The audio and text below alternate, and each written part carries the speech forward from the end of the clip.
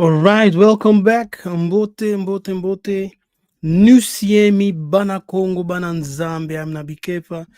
Welcome to this live broadcast.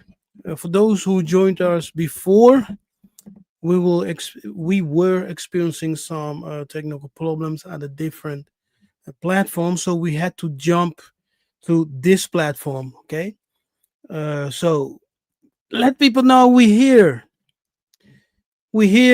and we will continue the live broadcast with Mbuta Yaya Ron Dalton Jr. And in this live broadcast, we will be commenting on the so-called updated 12 tribe sign from Iuic. Now, when we comment, that's not to say that we are attacking. That's also not to say that we are, making enemies of our brothers and sisters. That's not what we're doing. We are just giving our commentary, okay, sharing our own 2 cents, our mind based on our research and understanding, revelation, and whatever.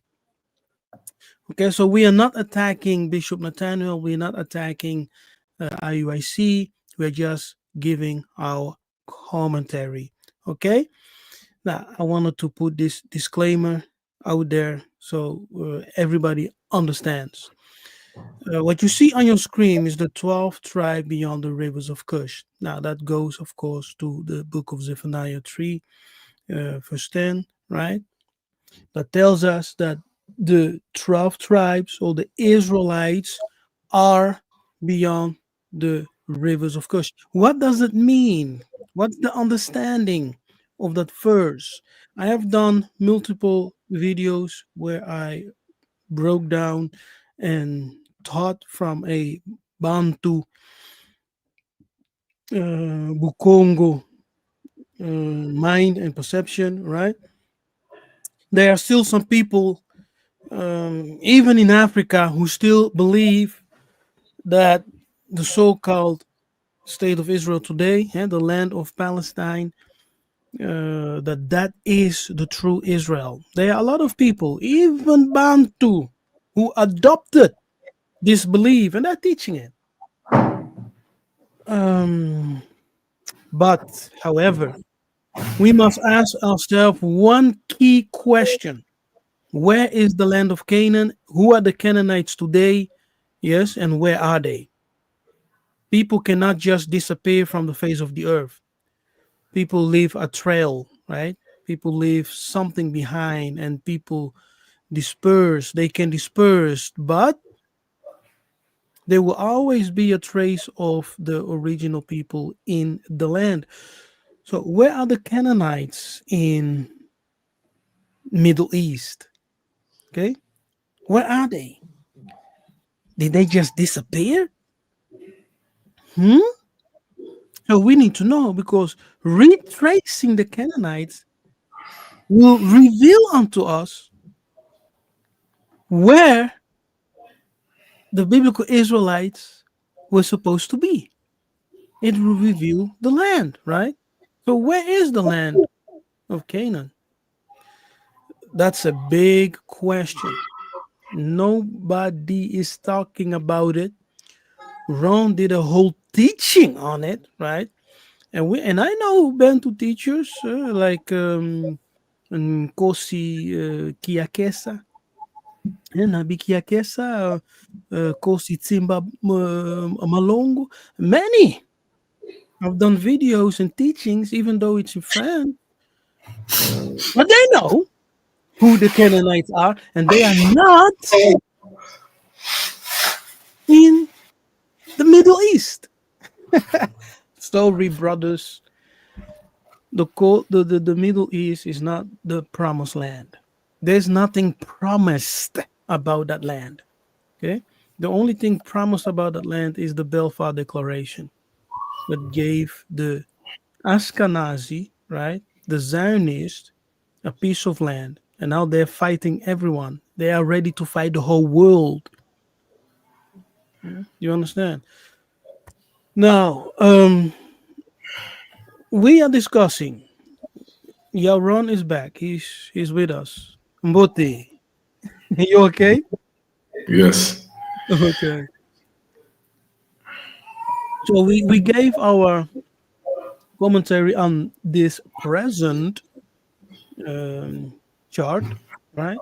With Judah, American blacks. So every black American is Judah, right? Even though it doesn't make any logical sense, but Judah, African blacks, Benjamin, West Indies blacks, Levi, Haitians, Ephraim, Puerto Ricans, Manasseh, Cubans, Simeon, Dominicans, Zebulon, yeah, or Zebulon, Guatemala to Panama, Mayans, Gad, or Gada, American Indians, Reuben, Seminole Indians, Usher, Colombia to Uruguay, Incas, and Mexican Aztecs, and not even the Afro Americans, but Aztecs. Okay, um, the Afro Mexican. I mean, the Afro Mexican, Naphtali,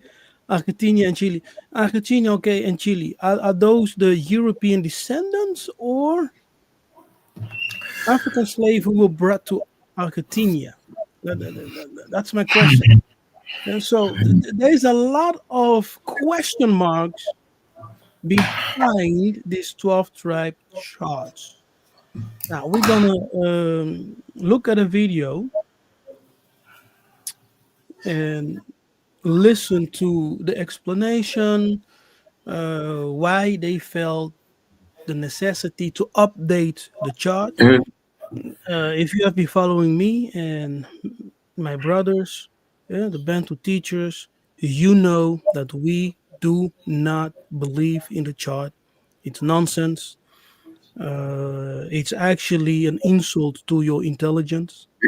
thank Yeah, you. because Thank if you are a logical, intelligent person, it's not something you can just hire to, right? It doesn't make any logical you. sense. No, yes. However,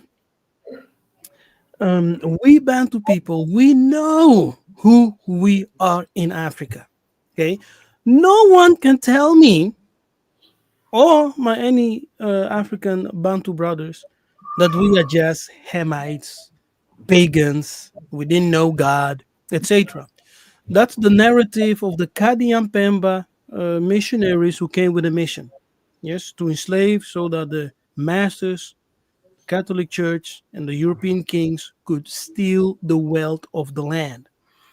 When we start at Genesis 2 already reveals where the promised land is, the land of Eden. Okay, it already tells you. It presents to us the four rivers, yes, and it names Cush and Havilah. Okay? Cush and Havilah are Africa. Okay, Cush, Kuzi, Kush Kuzi means black.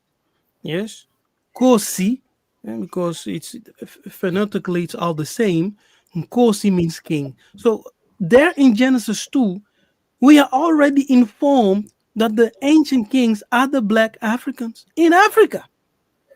Yeah. Havila, which is Kafila, it's a place what the Bible describes as where there is gold, and the gold of that land is good. And there's Good. also the precious stones are there. Yes. Now, this what what they call Havila is Kafila, which is in DRC in North Kivu, where Rwanda, right, with Kagame, is stealing all the natural resources. It's right there. It's in Central Africa. See? So the mystery is not a big mystery if you are open to listen to those dumb Africans who know nothing, right? Um, so we know who is who. And one thing we need to understand is that in Africa, we have a lot of wealth in oral tradition. Now, many people dismiss oral tradition. But if you give ear to oral tradition, really listen to what the kings are saying, and the Ngunzas, Bangunza are saying. They know traditions, they know the history, they know the migrations, they know the tribes. It will reveal a lot of things. But because we hate Africa, we will only listen to Kadian Pemba, who came to colonize, who have even colonized knowledge, right? The colonized knowledge, and they're teaching you lies, and you always make a reference to their books, even though they're telling you lies, etc. That needs to change. So I'm here with Yaya Mbuta Ron Dalton Jr. We're gonna comment on the 12th tribe chart updated. Yes, and they have presented some African tribes who are now on the chart as Israelites. Okay, so we're gonna watch this video first. I think it's around 7 minutes or something, and then we go from there. You're gonna tear it apart. This whole planet, everything got to come under our dominion. Okay? Read Zephaniah 3 and 10. Zephaniah chapter 3, verse 10. From beyond the rivers of Ethiopia, my suppliants, even the daughter of my dispersed. So it says, from beyond the rivers of Ethiopia, my suppliants, even the daughter of my dispersed. Even the daughter of my dispersed, meaning scattered. Okay, so right here we have a map, and it's going to be continuously updated. Oh, wait. Turn down the lights a little. Let us pause for a minute over here. So we have, what do we have? We have Kenya, Tanzania, Zambia. That's Uganda. No, that's Rwanda, right? What country is that? We That's have Uganda. That's Uganda. Nigeria, Uganda. Right? We have Ghana, Benin, Ivory Coast. What's at the left of Ivory Coast? Is that Senegal? Senegal, right? Yeah. Senegal, Guyana. Okay. Yeah. Okay. Angola nowhere. Congo nowhere. Zambia, Namibia nowhere. Malawi. Zimbabwe nowhere. Botswana nowhere. Okay, but Mozambique. it's what they have identified. So let's continue. So people could see, since it's a projector. Okay, so this is the map. This is just Africa. This is not.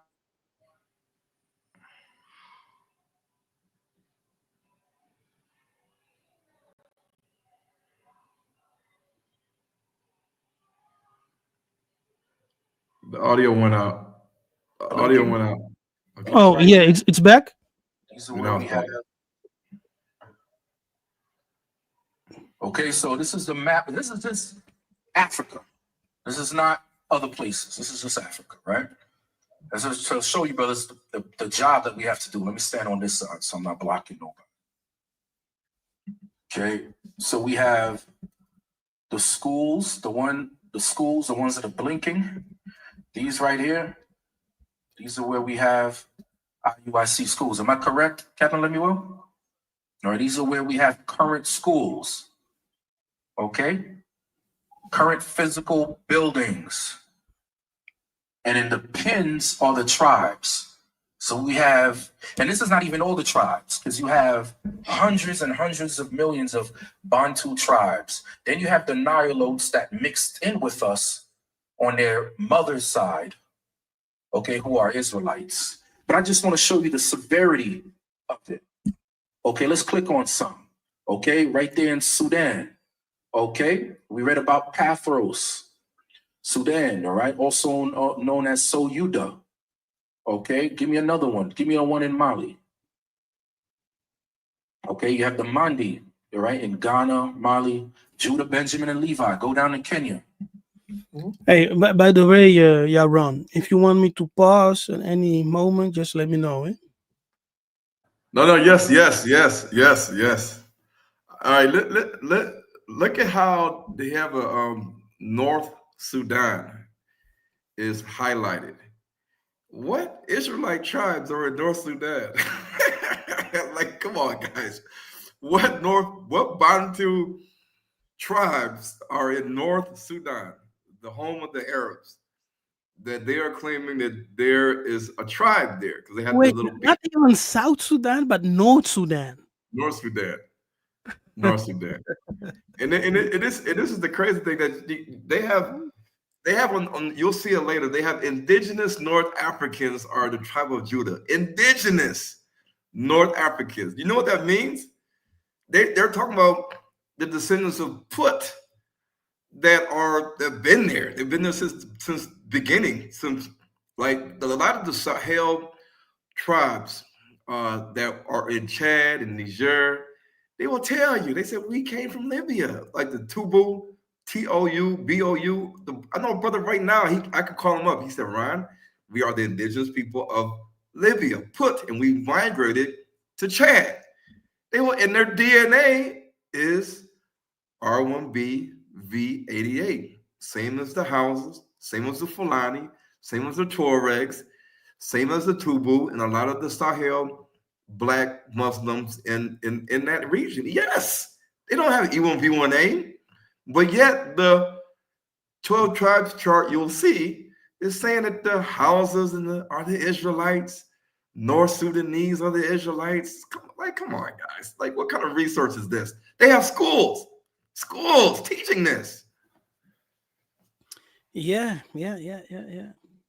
You know, one of the superpower of Black African Americans is that they are Black African Americans. What you guys don't understand is that you have enormous of influence over all blacks around the world. So when Black African Americans stand on something and they say, "Hey, this is a fact. It's what we are preaching. This is," we see the same trend with whatever comes from America, right? The pastors, the bishops from America. It comes in Europe. It goes to Africa. It goes all over the world. So that's a superpower. What our brothers really need to understand, that you have that privilege, you have that position, that the whole world looks up to you. And you're right, because if you and other Congolese brothers, if y'all challenge IUIC and these guys, they're gonna look at you and like, who is this guy? They'll probably call you a Hamite. This Hamite doesn't know nothing. But as soon as one of their own, like me, African American, challenges them, calls them out by name over and over again, they don't say nothing. They just think they get discombobulated, and their leaders, they start defending their bishop. This guy Ron Dalton, he wants 5 minutes of fame. He wants 10 minutes of fame. Listen, brothers, it doesn't matter if you're a general, a captain, an officer. Step up to the plate and let's prove all things. You bring your information, bring our information, but they won't do that because they know. And people really need to stop saying that Ron Dalton just wanted 5 minutes of fame. It's ridiculous. It makes no sense. Stop it. Stop saying it. Yeah, stop saying it. He created and produces his own movies. He has his own platform. He has his own streaming network. What are you talking about? He wants to. No, don't be ridiculous. We are pointing to the facts. Okay, facts. According to our ancestors, we don't even believe in God because it's nonsense to believe in God. Yes, because God is scientifically proven to exist. So when you know something exists, you don't need to believe in it. I don't believe that it's a glass. I know it's a glass. Yes, because I experience it, I see it, I touch it. That's the same thing in the African cosmology. We believe in the science of God. So we know that God is. Yes, he's in me, he's in nature, he's everywhere. So belief is what we teach to children, but not to those who are spiritually mature. Yeah. And what we see a lot going on is belief being taught to children. But if you are spiritually mature, you know that there is no such thing as believing in God if you are a spiritual matured person. Anyway, let's continue. Kenya's far east. Right there. Okay. You have the Kikuyu. That's one of the, this is just one. You have the Kikuyu in Kenya, right? Great sycamore tree, which is like a fig tree. Hosea 2 and 12. Yeah, all that's right? true. Go down to under Tanzania. Okay. Right over here, you have Malawi, Zambia, the Tanzania region. We have the Mushavi. The Mushavi is also known as the Lemba people. So look at all these tribes here that we got to reach out to. All of these places. Go down. Let's see what else we got. Go to South Africa. Okay, these are the people that we have here, this area. Okay. Get me the 12 tribes chart. That whole continent got to be covered in purple rain. Y'all understand that? Purple rain, purple rain. So Yeah, go this is ahead. the 12 tribes. No, you see, they say that the old 12 tribes chart so that American Negroes are Judah. And we know for a fact that slaves were taken from Nigeria to the Americas. So why doesn't it say Ephraim for the American Negroes? Why does it say Manasseh for American Negroes? What is going on here that they're even like other tribes that we know that the South African Bantu migrated from the north, from Central Africa. And if they were in South Africa, that means they came from somewhere in the central region of Africa. So why can't some African Americans be descendants of Asher or Simeon or Zebulun or other nations that are in this 12 tribes chart that they're updating? And they really just need to scrap the whole thing. Like, just scrap it, because it's not making any sense. I mean, how do they know who the Levites are? How do they know who the Levites are in Africa? Is it just Malawians? Which Malawians? Is it all Zambians? Is it all people in Zimbabwe? Well, they got Limba. I mean, come on, guys. I mean, this is ridiculous. Yeah. It doesn't make any sense. See. Yeah. Tribes chart, which will be updated. Okay, this will be updated. You guys can have it for Kent. This is the eastern side, dealing with the east. Okay, mainly Africa. Pause it. Wait, pause it. You see how he said updated? That means that God is not giving them updates. God is not saying, I'll tell you next week who to add to the chart. So if they got to keep updating this chart for Africa, it means that Yah is not telling them in September, I'm gonna give you some more updates. Come on. Like the first chart they gave us, we were led to believe that it was from a dream or a vision that Aria had in the One West camp. That's the consensus. But now they're updating this chart for Africa based on their research. How do we know their research is logical and sound, and we can prove all things? They can't because at the end of the day, if you were to debate them on are the houses the Levites or are they Israelites, they're going to say, no, Ron Dalton, we don't want to debate you and prove if the houses are really Israelites or not, because they know they will lose that battle. When you look at scientific evidence, they cannot say the houses are Israelites. Because if they say the houses are Israelites or Levites, then they have to add the Fulani and add the Tuaregs too, because they have the same DNA at the end of the day. You know, Ron, this update is it's the works of men. You know, it's really a work of men. Why? That's not the way to trace the tribes. Yes, you cannot just put names and say, okay, these are um Judah, Benjamin, Simeon, Zebulon, etc. You know what we do is we look into the tradition and we look into the names, right? The traditional names of the tribes. In that way, looking in the traditional names of the tribes, we can, in some way, determine where they're from. And there's also another thing that Vuluzu Simon Kimbangu said, right?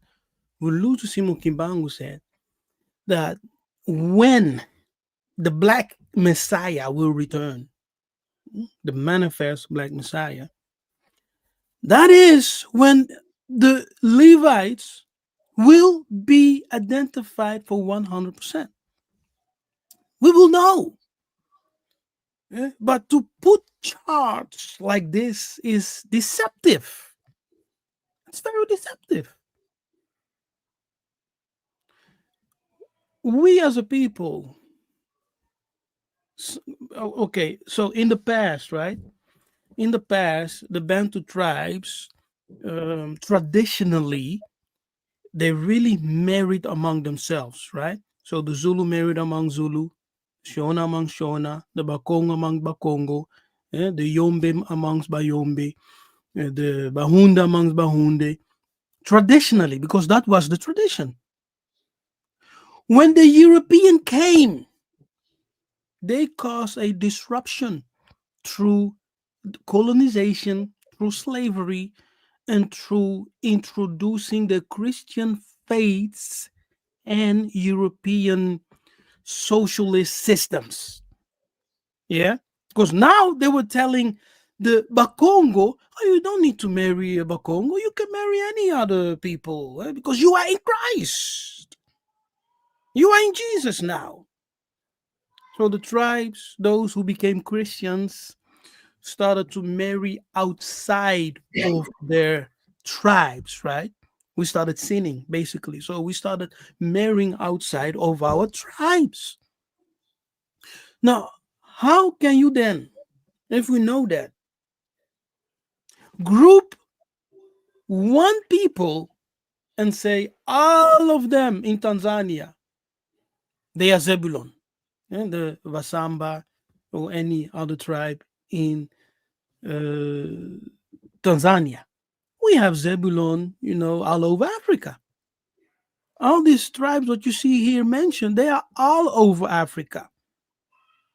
Zebulon is all over Africa. He's not in one geographical land mass. He's spread out over Africa. Simeon, Manasseh, Ephraim, Judah, Levi, yeah, Gad, all of them. We are spread all over Africa. Now you will find a group of people, right, who have managed to stick together, like the Bakongo in North Angola, yeah, right, the Bahunde in northeast of DRC, like the Bayombe in parts of DRC and Angola. So, you do have tribes also like the Lemba in South Africa or Zimbabwe. You do have tribes who manage to stick together, to remain together. That's why for us, Bukongo, we know that we are Benjamin, we are Judah and Levi, and that we have the priest, the Ngunza, the prophets of God. And those prophets of God of old, you know Kim Pavita, right? Kim Pavita was a prophetess. She was an Israelite, a Mukongo, and she preached to the people that they themselves are the Israelites the Bible speaks of. She preached to the Bakongo in 1684, if I'm correct. Right? She was teaching this. You guys are the Israelites. She was teaching this. They burned her at the stake. We had Simon Kimbangu, right? They imprisoned him for 30 years. We had Simon Toko, what the European elite, the shadow government, call the Black Christ. All in Central Africa, Empire of Congo, nowadays Angola, DRC. Yeah. Um, yeah, I just wanted to make that comment. So it's, I don't know if it's wise to create charts. Yeah, No, and it's not. to create charts like this because it's very, uh, yeah, You know, keep us.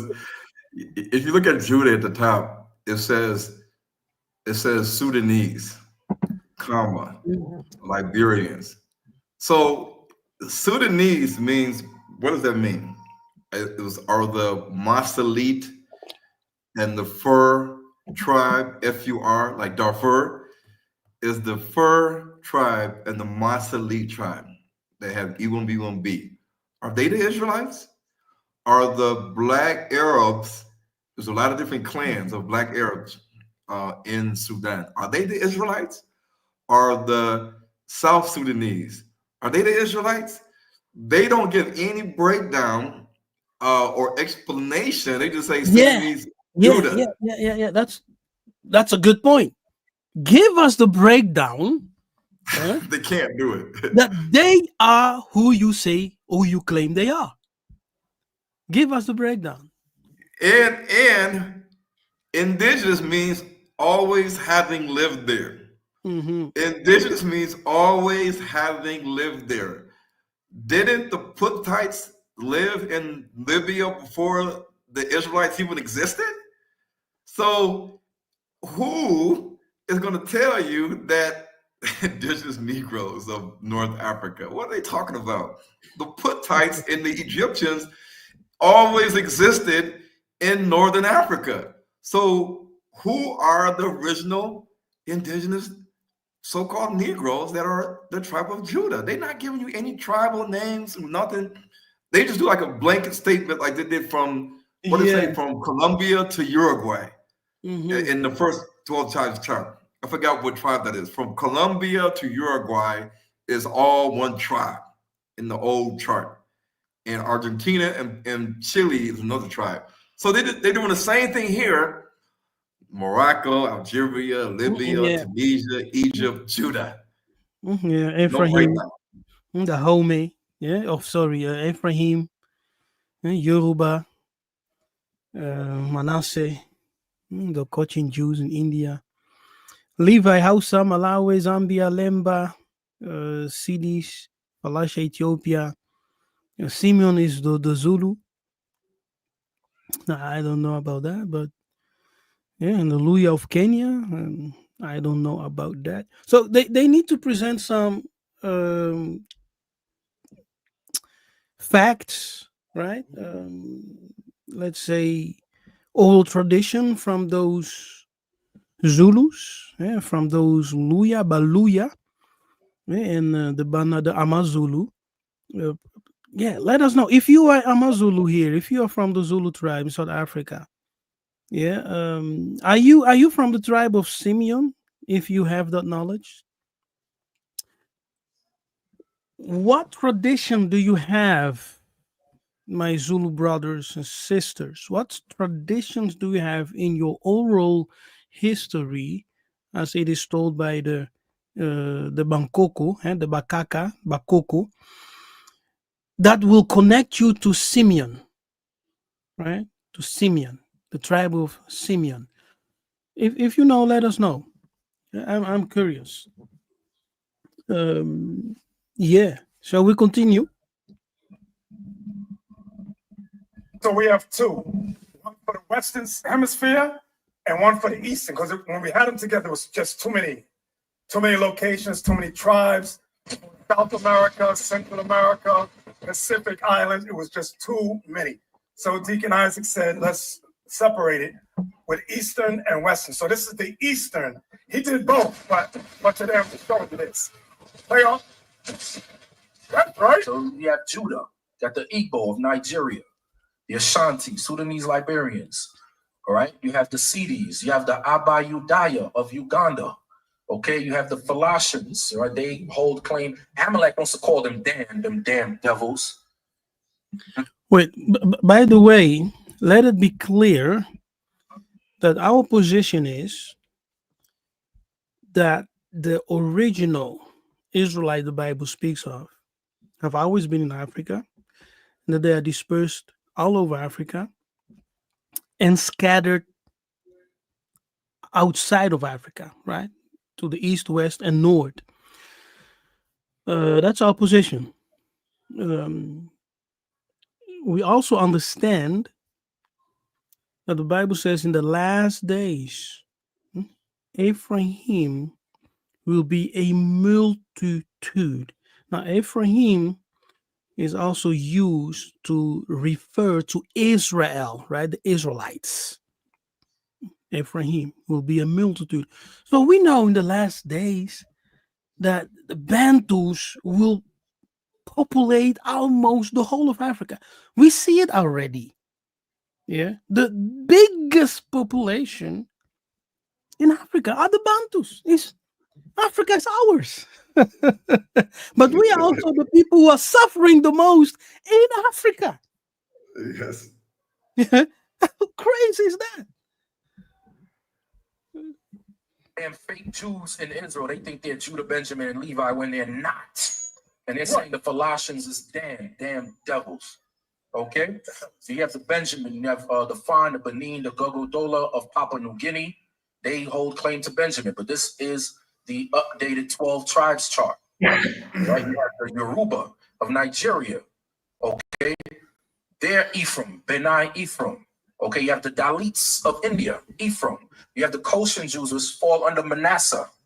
All right, and you have many Yorubas too who hold claim to Manasseh. You have Simeon. Some of the tribes from the Zulu in South Africa hold claim to Simeon. Or you also have the Luya. Before we read of the Kikuyu, which I think is further down, we read of the Kikuyu, but you also have the Luya tribe who hold claim. Hey, you know what, Yaron? You know what? I'm disappointed. I'm going to tell you why. First, I didn't make it. I was not mentioned, right? My tribe did not make it on the first original chart. And now on this updated chart with Africans, so to say, I'm also not on it. I'm so disappointed. I'm not Israelite, man. I need They to don't. send They don't. They should know that the slave trade started in Angola and Congo, but yet, isn't that crazy? Like, come on, guys. The white lion ship. I know they seen Leave the World Behind. I know they've done a research on the white lion. The white lion slave ship came from what we call today Angola, but yet, and they took them to Virginia, Jamestown, Virginia, 1619. But yet, IUIC, the scholars, they don't have no tribes in Angola that were taken from Angola or the kingdom of the Congo. Yeah. Exactly. They're not there. It's unbelievable, Ron. Because they love to quote sections from what's that book? From Babylon to Timbuktu, right? Yes. But in that book, From Babylon to Timbuktu, I have it here. Yes, they have a whole section on Angolan Jews, right? The Jews of Angola and DRC. In the whole section, look at this: the Black Jews of Angola. Wow. Yeah? The black Wow. people from Angola. You see?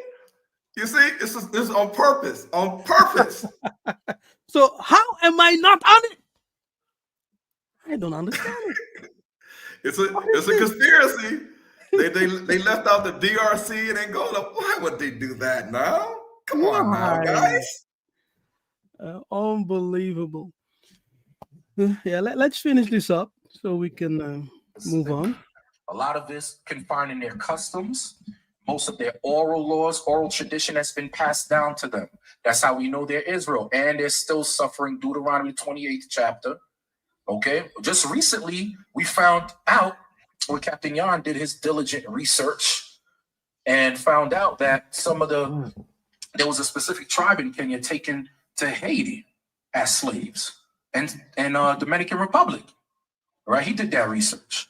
Right? We have Gad, Reuben, there's the Kikuyu again, Asher, go down to Issachar.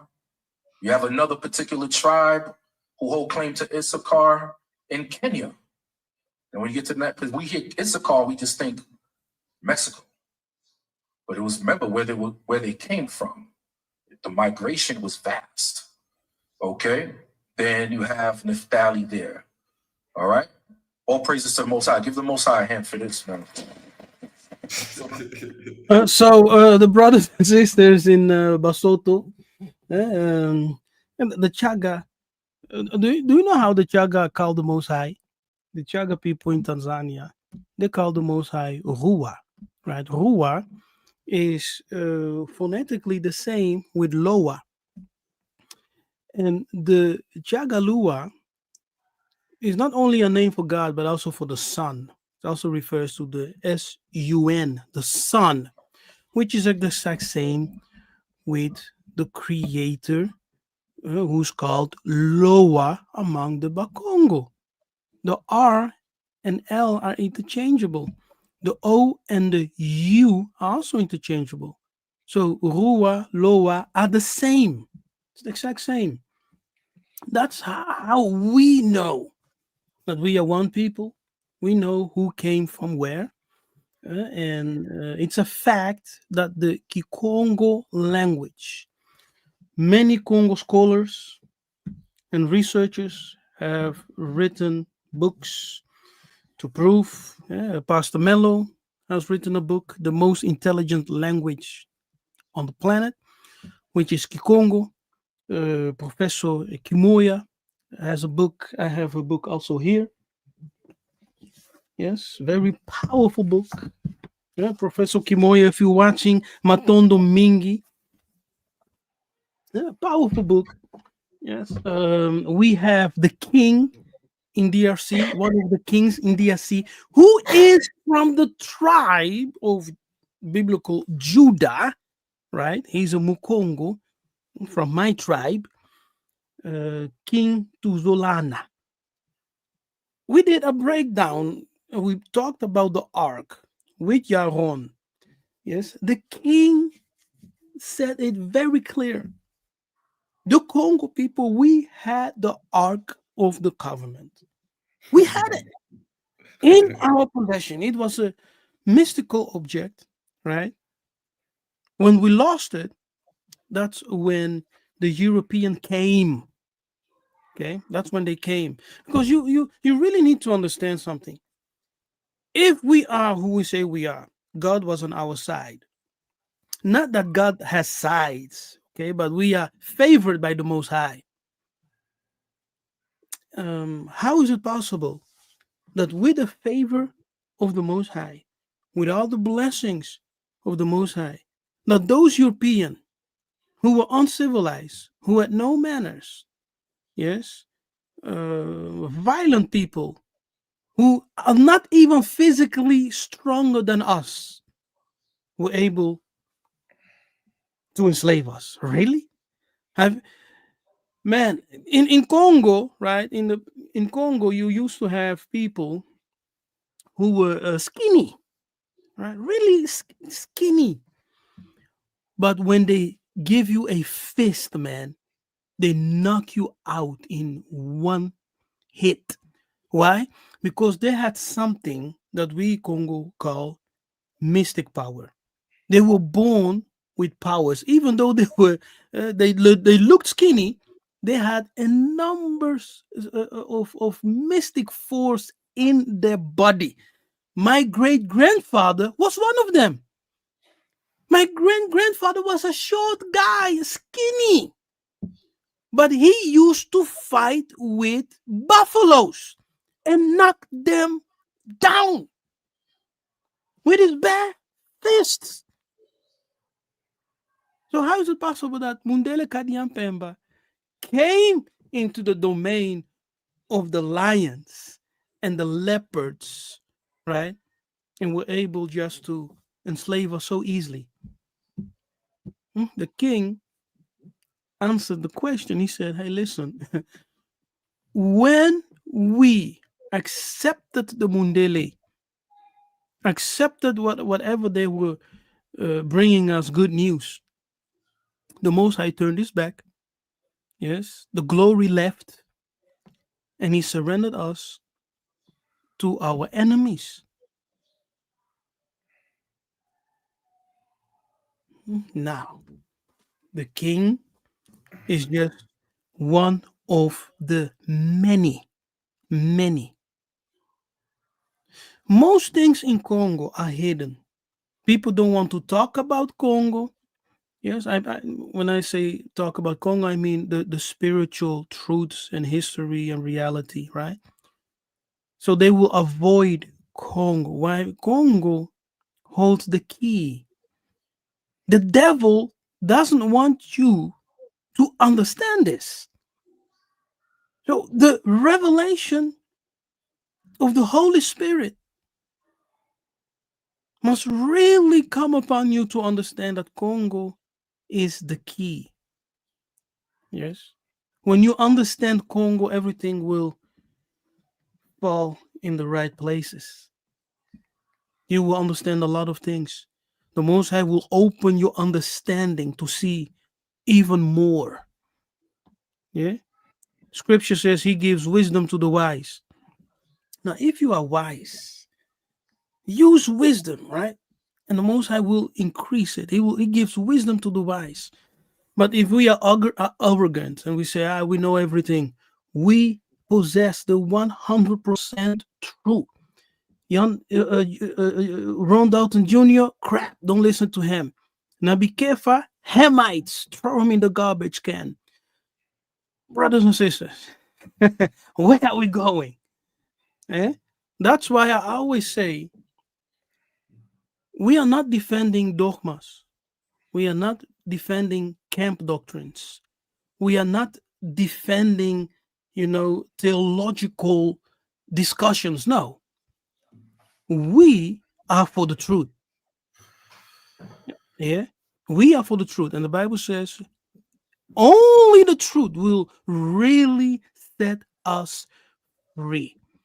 And to walk in our heritage, that what we have received from our ancestors, we must really know who we are.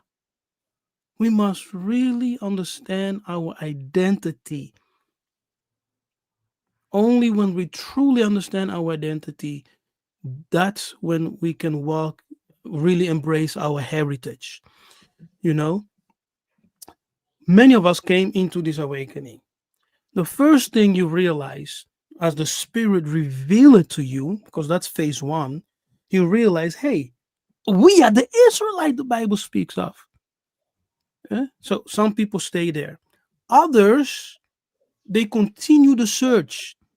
And by the grace of the Most High and the Holy Ones, you got the revelation. You are Bantu. You are Mwana Congo. Congo is also a name for God. It's not just a country. It's the name for God. So those who are called by my name, if they humble themselves and pray, I will heal their land. What other country in the world needs more healing than any other country? Congo. There's no other country in the world that needs healing more than any other than Congo. If my people are called by my name, the Congo people all over the world, you, African American, Yes, all the Bantu diaspora, wherever you go, you are always at the bottom because you are Congo. You are destroyed. You are Congo. So when we pray and humble ourselves as one people, He will not only heal our land, He will heal us as a people. Yes, Congo is the name for God. Congo is the name for His people. Congo is the name of the promised land, the land of Eden.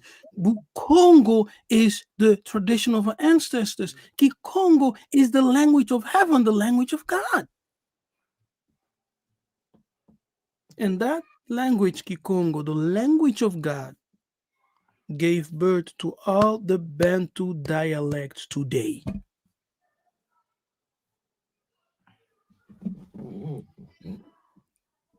Yeah, Ron. What do you have to say? Comments? No, the guy, he said, thank you for the excellent research. And almost 40% of the transatlantic slave trade occurred in Cameroon, RC, the DRC, Gabon, Angola, and Central Africa. 40% of the slave trades occurred in Central Africa. But yet, where is Gabon? Where is the Mm-hmm, RC? Where is the mm-hmm, DRC? Where is mm-hmm. Angola on Exactly. this map? Where is it at? They did the research. So, Nowhere. I mean, it's not there. Wait a minute. We were taken from Angola, the DRC, the RC, Gabon, but why is it Mhm. on this chart with the tribes? They're not doing enough You know research. why? You know why? They know, but because we have said it, because you have said it. Yeah. So they maybe I'm just saying maybe it's the reason. Maybe not, but you know, yeah, Ron is completely right. If they have done the And, research, and and many, the majority were taken from the Empire of Congo at the central west location of Africa.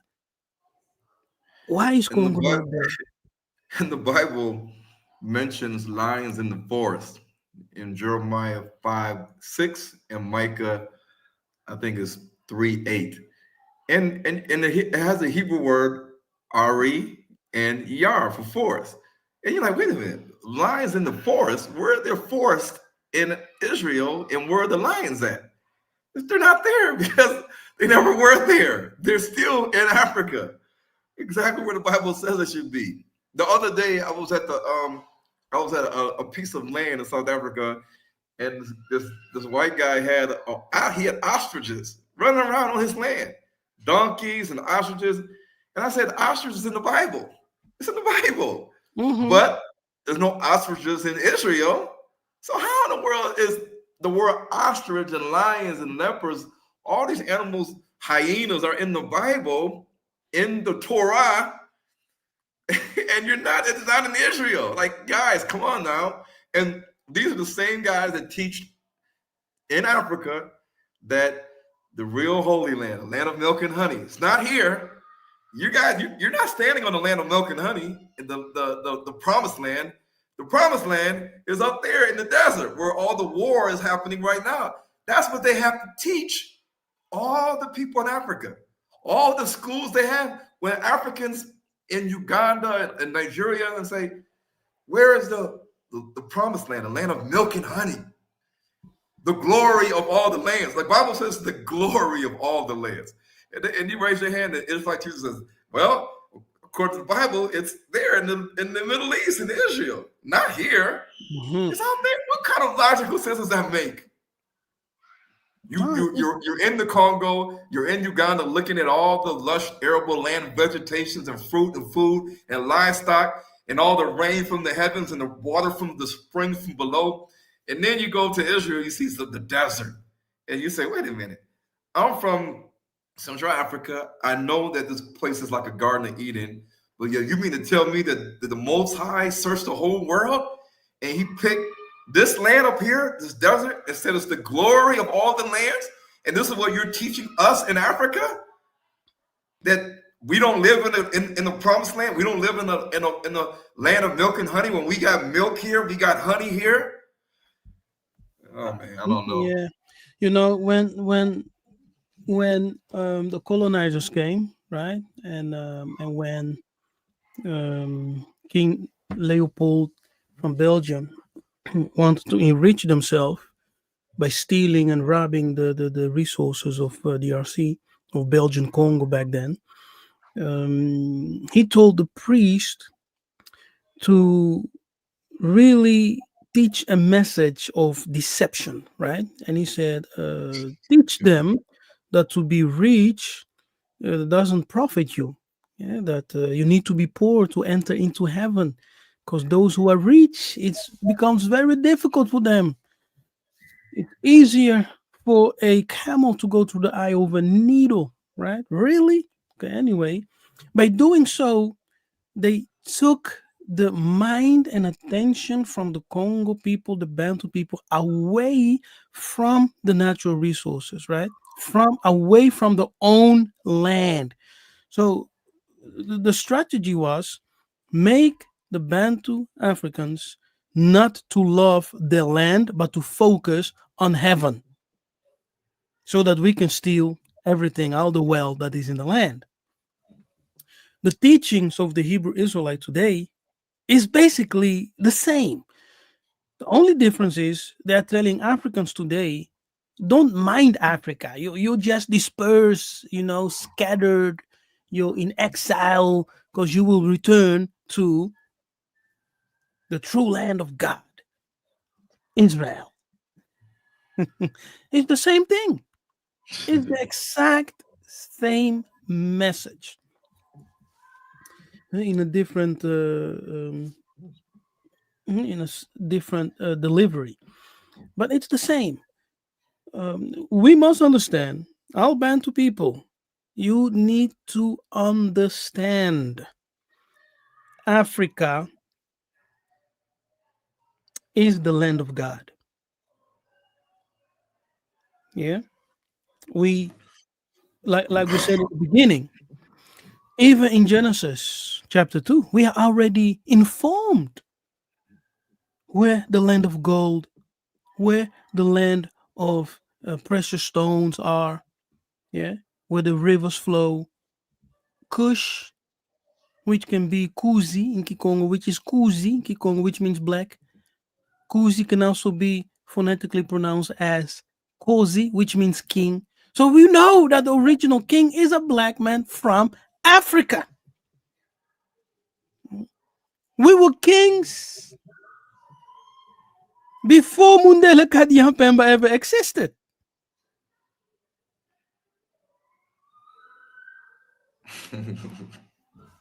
Hey, keep us. It's so sad that you see, religion is, in my opinion, is the number one stronghold in Africa.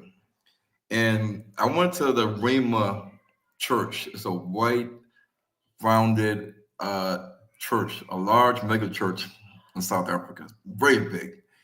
And when I went there, we almost got chased. Well, we did get chased out with the security guards.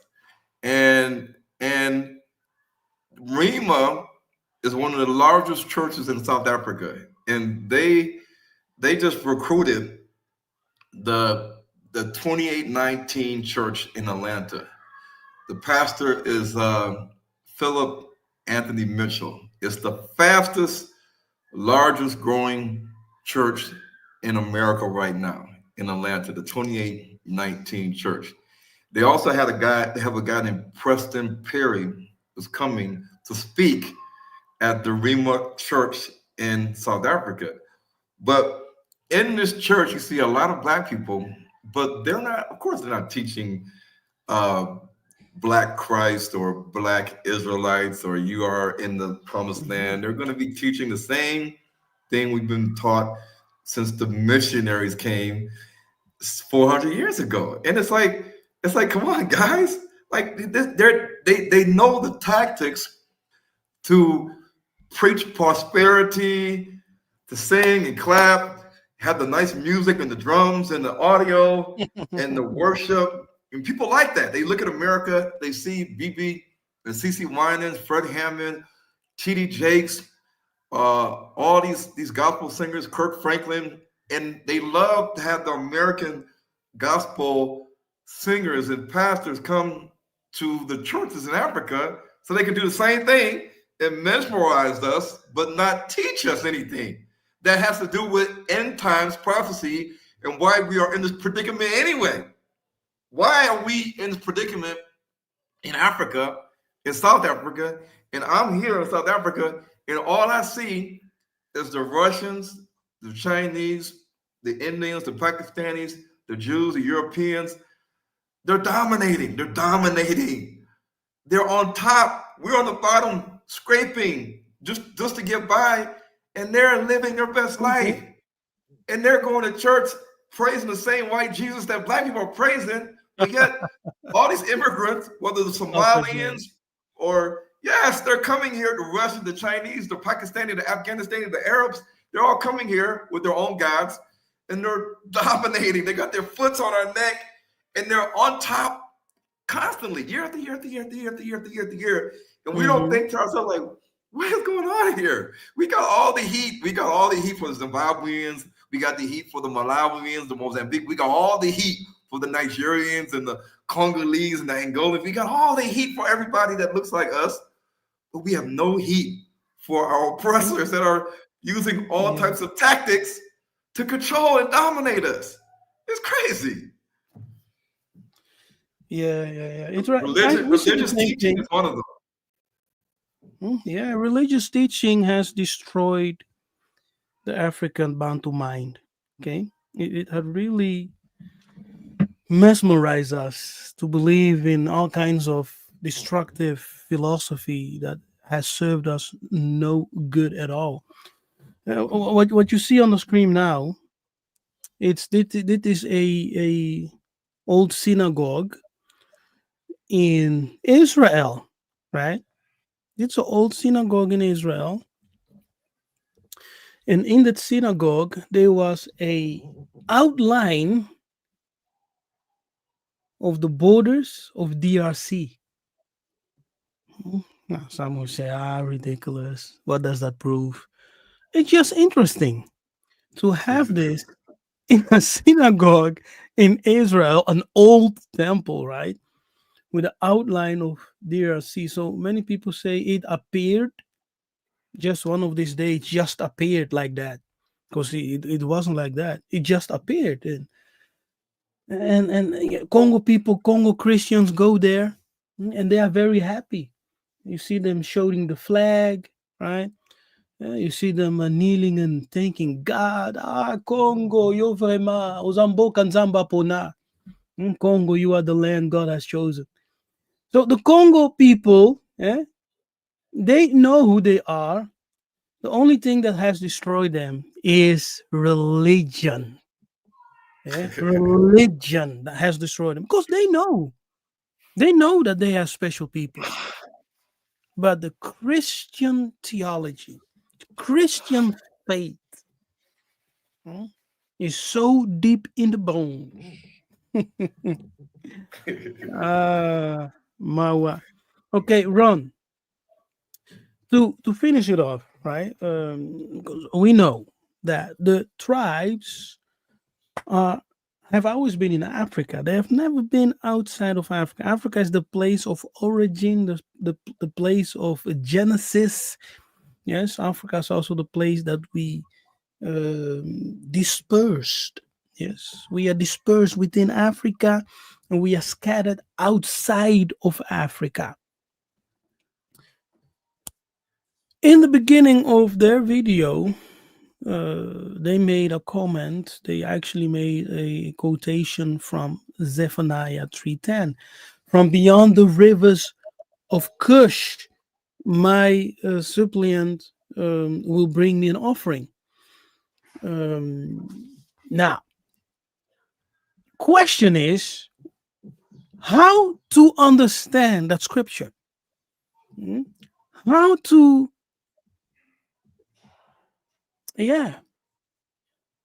interpret that scripture. because some say beyond the rivers means beyond the Ethiopian Sea, which is the Congo Sea.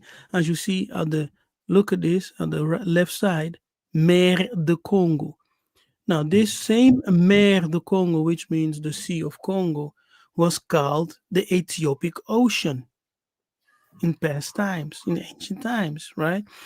The Ethiopian Ocean, because this whole Central Africa one time was called by the name Ethiopia, yes, which is Greek.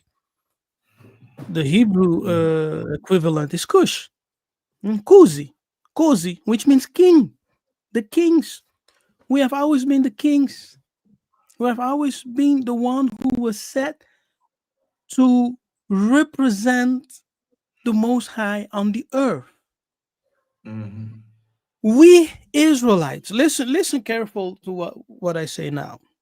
We, the true heritage of the Israelites, the true Israelite of ancients, is not to crush nations. It's not to rule nations, but is to show the way of God. Now, that does not mean that there will be no judgment. Yes, of course, there will be judgment. We know about that. But our intention, the intention of the Most High, is not for us to go around and just kill people, cause destruction, like those imposters are doing today. Yeah? That's not the way of the Most High. So we must understand the true way of God. In one word, it is called Bukongo, the way of God. Bukongo, the way of God. Um, And you know what?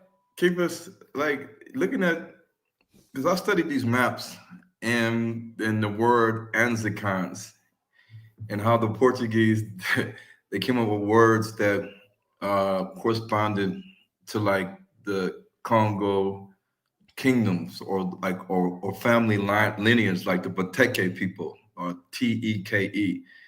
And you see how the etymology that they use in these maps are the Anzikins and the 12 Royamas or 12 kingdoms. And you see Loango, you see Loanda, you see Malemba, you see all these things. And that lets you know that they knew that these people were already existing. Before the 1300s, they were already there. They had kingdoms.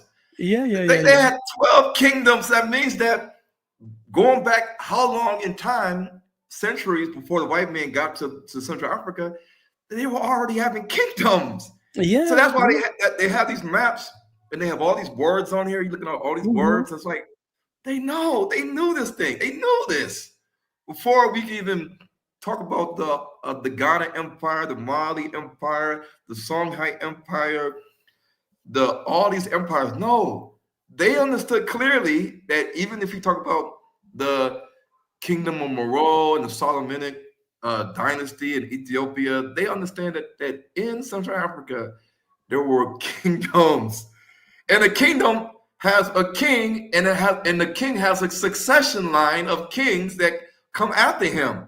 So they came to say that the kingdom of the Congo just all of a sudden poof appeared in the 1300s. They like out of nowhere they just poof they appeared in history because the history will tell you the kingdom of the Congo started in the 1300s. But we know that that's not the truth. They lied to us. Mm-hmm.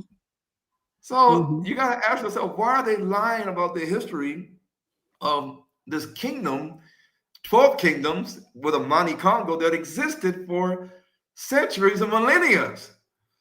Oh, goodness gracious. Mm-hmm. Yeah. And Congo, right? The Kingdom of Congo, it's actually an empire. Yes, and it was called Congo Diantotila. And Dantotila, he is like the emperor. Yes. So you had these 12 kingdoms, and amongst them was one king of kings. Yes, from the Congo, from the Bakongo. He was the King of Kings. So even the term King of Kings is Bantu. It's now tradition. Yes. The European, their job as Mundele was just to destroy, kill, steal. And that's what they've done. Very well. Very, very well. They have done it. They have succeeded.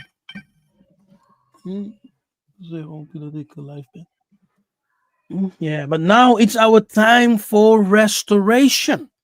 We need to come together. And how are we going to come together?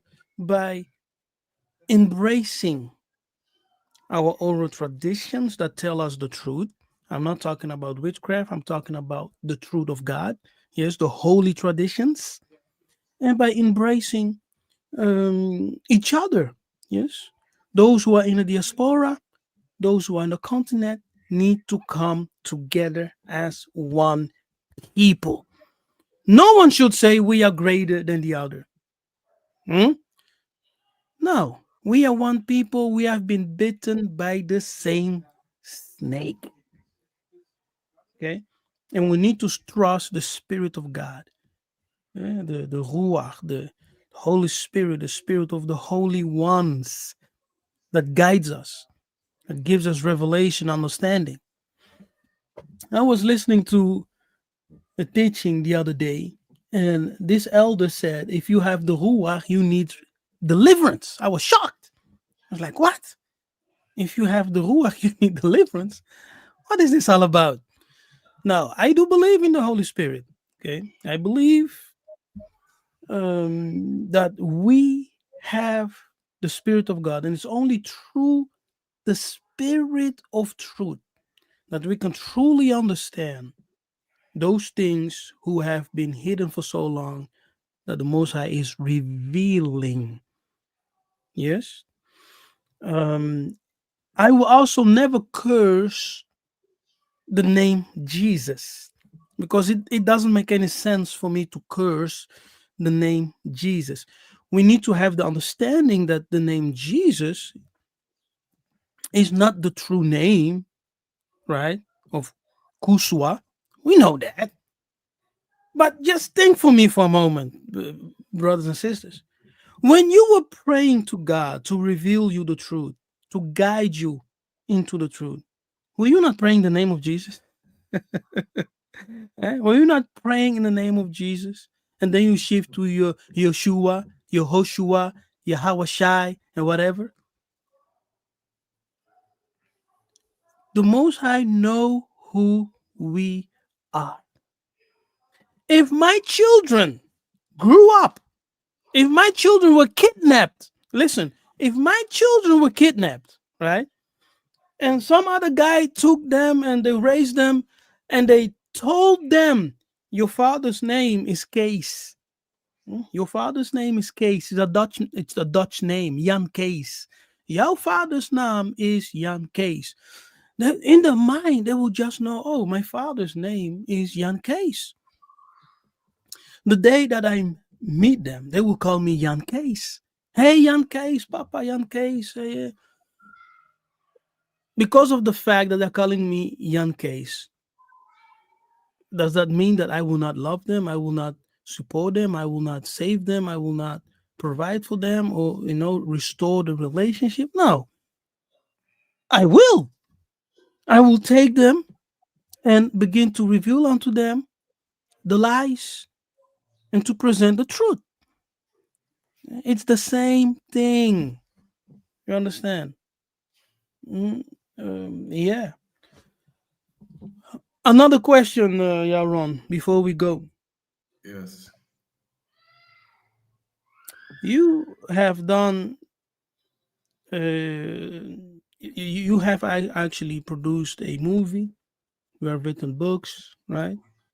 And we have seen you. We have witnessed your growth, because our knowledge, revelation is also progressive, right? We grow. The Most High continues to reveal and continues to give us more wisdom and understanding and to reveal more hidden truths. So knowledge, revelation is progressive. So we have witnessed you grow. In the beginning, you were like any other Hebrew Israelite. Most High, by His grace, revealed to you. You came into understanding, and then you started to say some things that are very ridiculous to most people. You said the Canaanites are in Africa. How ridiculous was that? People thought that you gone crazy. They said, "Hey, this brother, he lost his mind. How are the Canaanites in Africa?" Well, I mean, that always intrigued me in the Christian church. And even when I became an Israelite, I said, who are these Canaanites? Who are these Canaanites that the Israelites were always intermarrying with, even Esau? And I said, if we can find out who the Canaanites are, then we can track back and see who the Israelites are. And I remember when I did my research and I was looking at books that white people had wrote when they spent like months and years in the forests of the Congo with the Fa pygmies and the Mbuti pygmies and the Twa. And I used to be like, wow, like these guys are talking about things that the pygmies seem to be a connection to the Bantu people in terms of the role that the Canaanites played in the Bible. And I said that their DNA is seen in the Bantu people because they have the same maternal DNA that a lot of Bantu people have in West Africa, East Africa, Central Africa, and South Africa. And then when I realized that these Canaanites or these pygmies or these hunter-gatherer forager tribes in sub-Saharan Africa, that they were indigenous.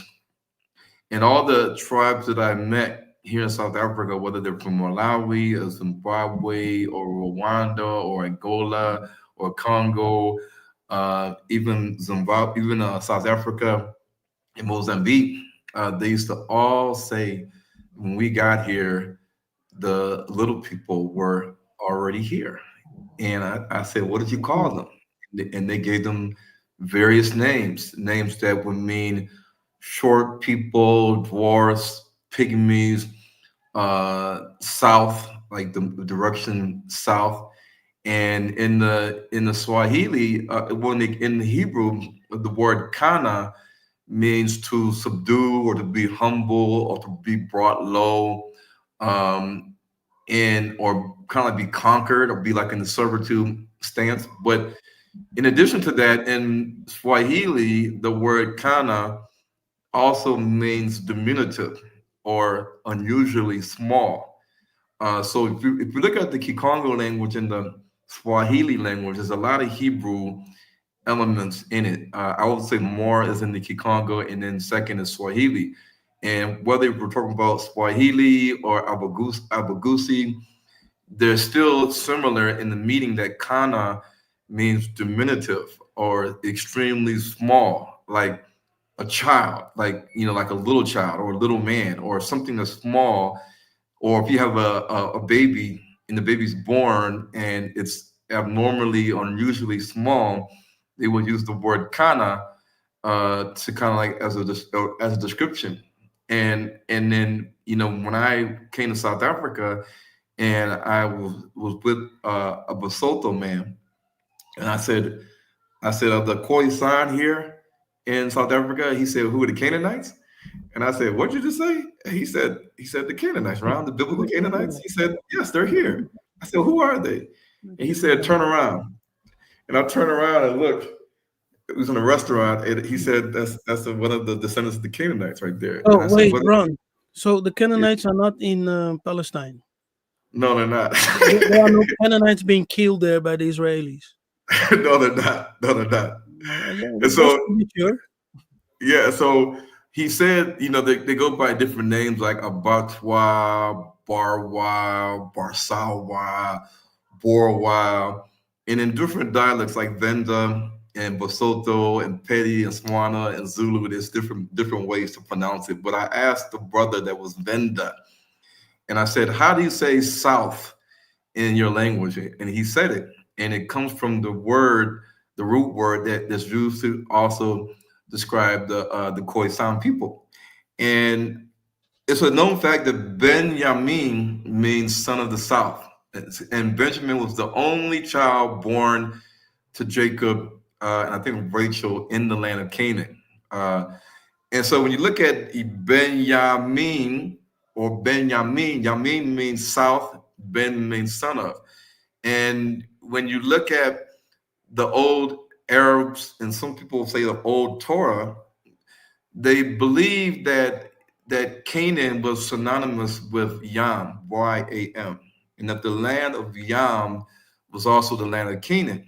And the reason why it was called the land of Yam, there's two reasons why. It's because it's called the land of the south, and the land of the south, which is technically, near the equator, and the equator kind of cuts through Congo and Uganda, and everything below that is kind of like your sub-Saharan African territories. Everything north of the equator is like Sudan and Egypt and Ethiopia and other areas. But Yam simply means like the land of the south. But Yam is also or so-called Ugaritic Canaanite Syrian deity, which was he might have been considered the brother of Baal, because Baal and Yam fought, and Baal was victorious.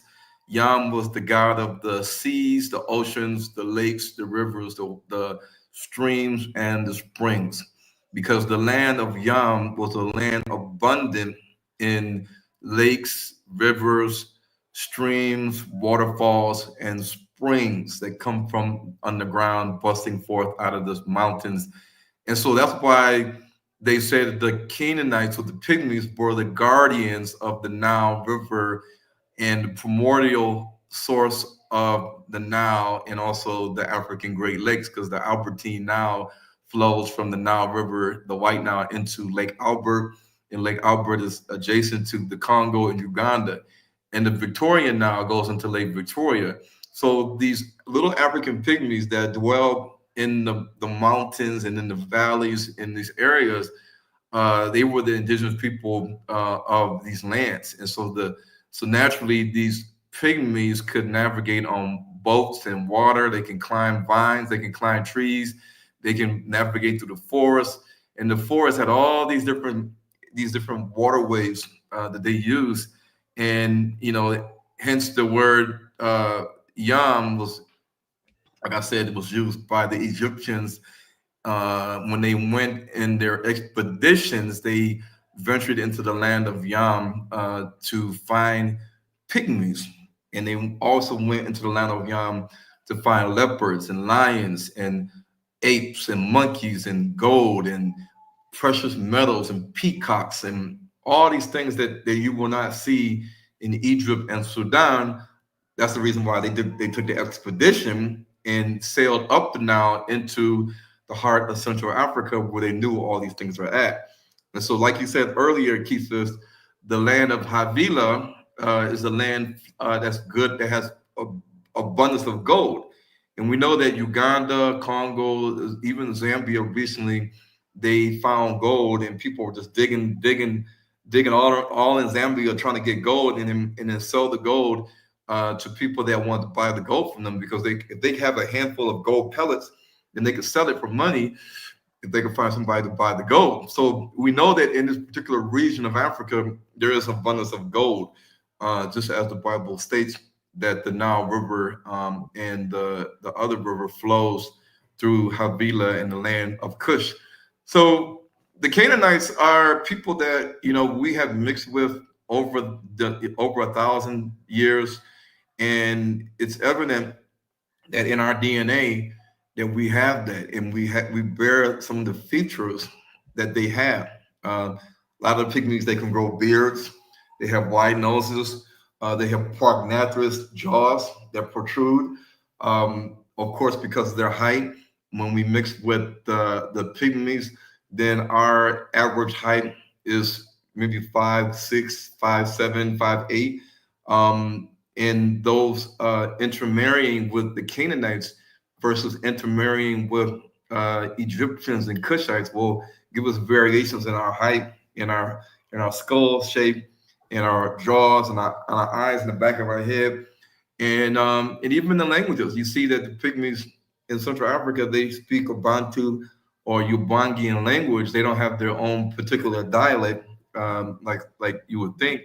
But even in South Africa, the Khoisan people bear DNA haplogroups that are only seen in the African pygmies that are in Central Africa, and also the Hausa people in Tanzania. So that the Khoisan people even migrated from Central Africa to the southern part of Africa, but they were already there. They've been there for a long time. So this is the reason why keep us always say that until we address and teach on who the Canaanites are, we are kind of missing the big picture, because these little black people in sub-Saharan Africa, they existed. There's scientific and genetic evidence to prove that they existed before Abraham was even alive. In the caves, in a lot of they call them rock shelters. Rock shelters are like scientific word for caves. The problem is, Ron, we know, right? People like me in Africa, Dr. Bangunza, no, people who know the history, know the tradition, they know that those small people have always been there. Okay, everybody knows that. The only problem is the brothers and sisters in the West don't believe it. Mm-hmm. Yeah, they do not believe. They say, no, you are totally wrong. Israel there, Palestine, that's still the country. That's the land. No. Okay? That's why I asked your question. So the Canaanites are not being slaughtered there? No. Gaza? They are not being bombed? They're not there. It's Okay. preposterous to believe that the Goodness. Cushites are in Sudan and the Egyptians are in Somaliland and East Africa and other areas, and then believe that the Canaanites are Palestinians or Lebanese people. That makes no sense. It really makes no sense. And I'm sorry, when you look at the Bible says that do not make markings on your bodies. Don't do as what the Canaanites do and other nations do. Well, you can research a lot of the Canaanite tribes, the Pygmies, and you'll see them they see them like tattooing their face and stuff like right here and this and that. A lot of the stuff that they do, we adopted some of their traditions and customs because we were around them for so long. And even Joshua Mapanga, when we had a discussion with something nice as Donato, he even said I think he went to the Congo or Uganda. No, he went to Mount Rwenzori, either Uganda or the DRC side. And he said when he went to the mountain, he said the Pygmies were there in the mountains. He said that they were there in the West African Rift Valley of Yaron. Look, that's why I put this in to see the territory where the Pygmies were, the Canaanites, right? You see the mountains, the valleys, the plains, the springs, the wilderness, the south country. So we have the Hittites, the Amorites, the Canaanites, the Perizzites, the Hivites, and the Jebusite. They were all in Africa. Those ancient people, they were all in Africa. Yeah, those are the Canaanites of the Bible, who, if we need to identify them, they have been in Africa. And when our ancestors, you see how it says and in the South country, in the valleys and the plains. So you're talking about valleys that are from mountains. Mountains and valleys coexist. And the plains, we know what a plain is. We know what a plain is. Like the Serengeti plains, the savannah.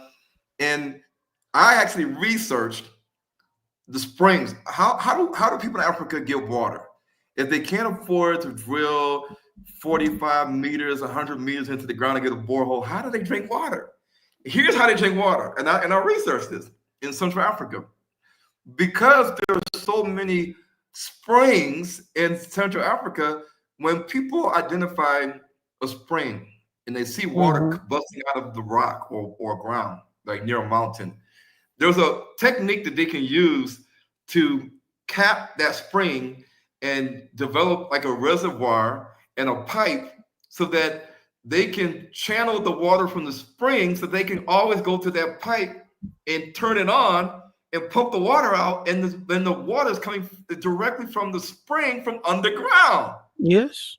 And the sister said she's from Mpumalanga in South Africa. She said, right, in my homeland, we would drink the water that runs from the mountain into the village. Yeah, that's right. She said, free water.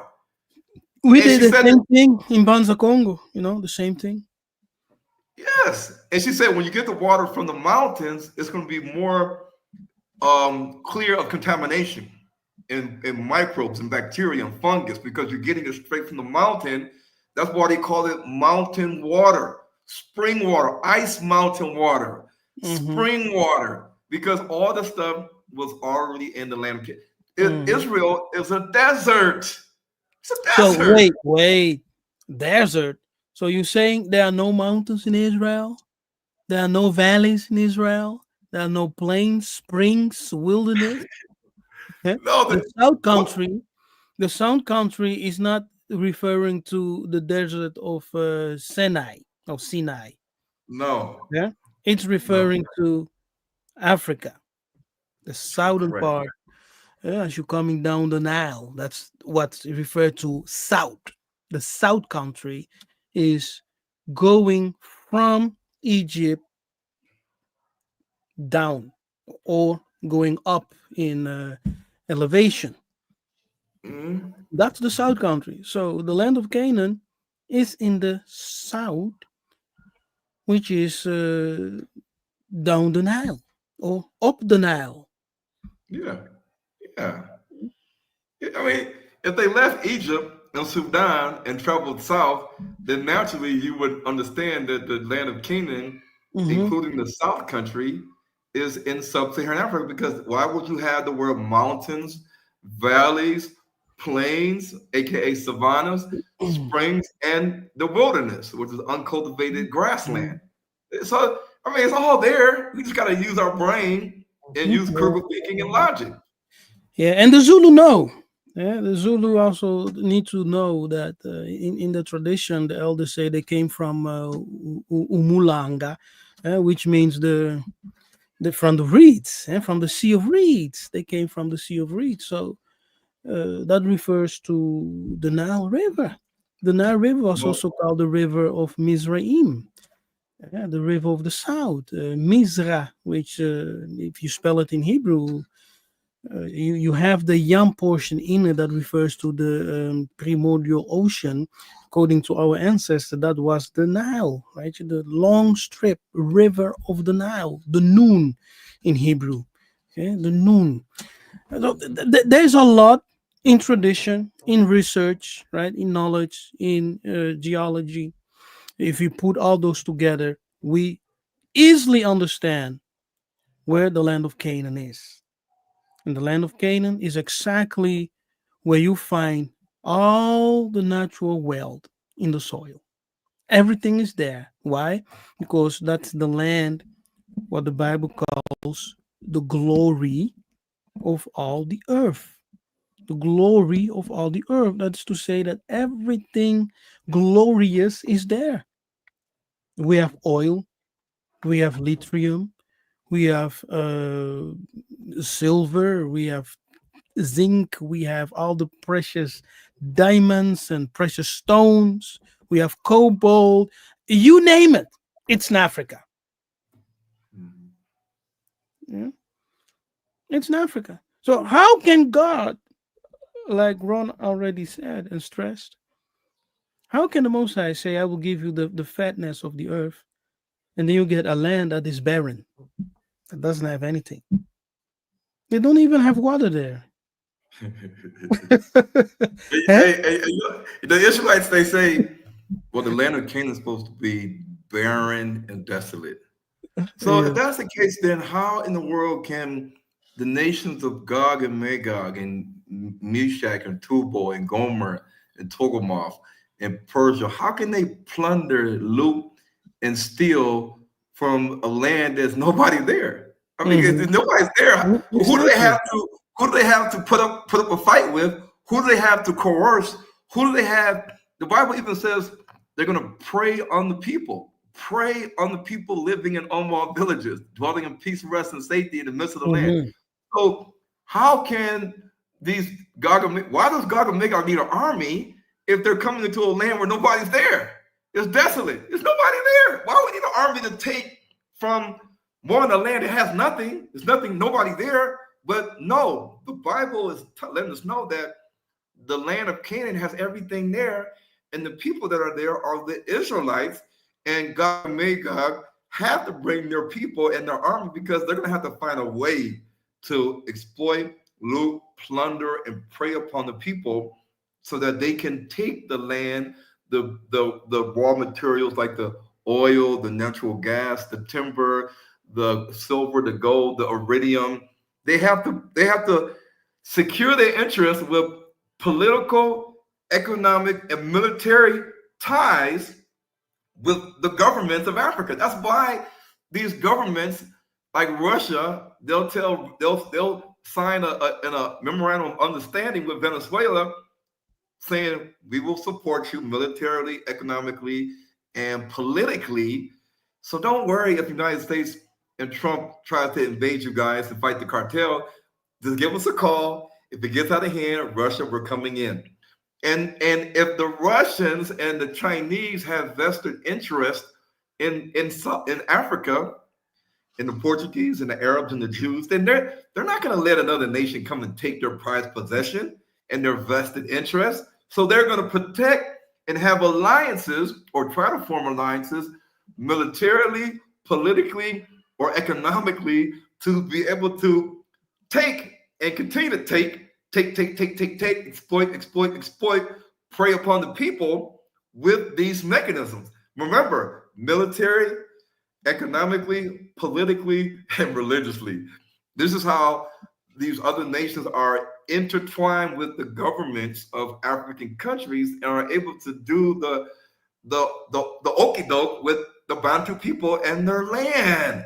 We just have to get out of this fog of confusion and brainwashing and figure out that these guys are doing exactly what the Bible says in Ezekiel 38 because they're using the religion, they're using social media miseducation, they're using economics, financial muscle like the Jews, they're using military. Okay, don't worry about the French. We're here. The Chinese and the Russians, we got your back.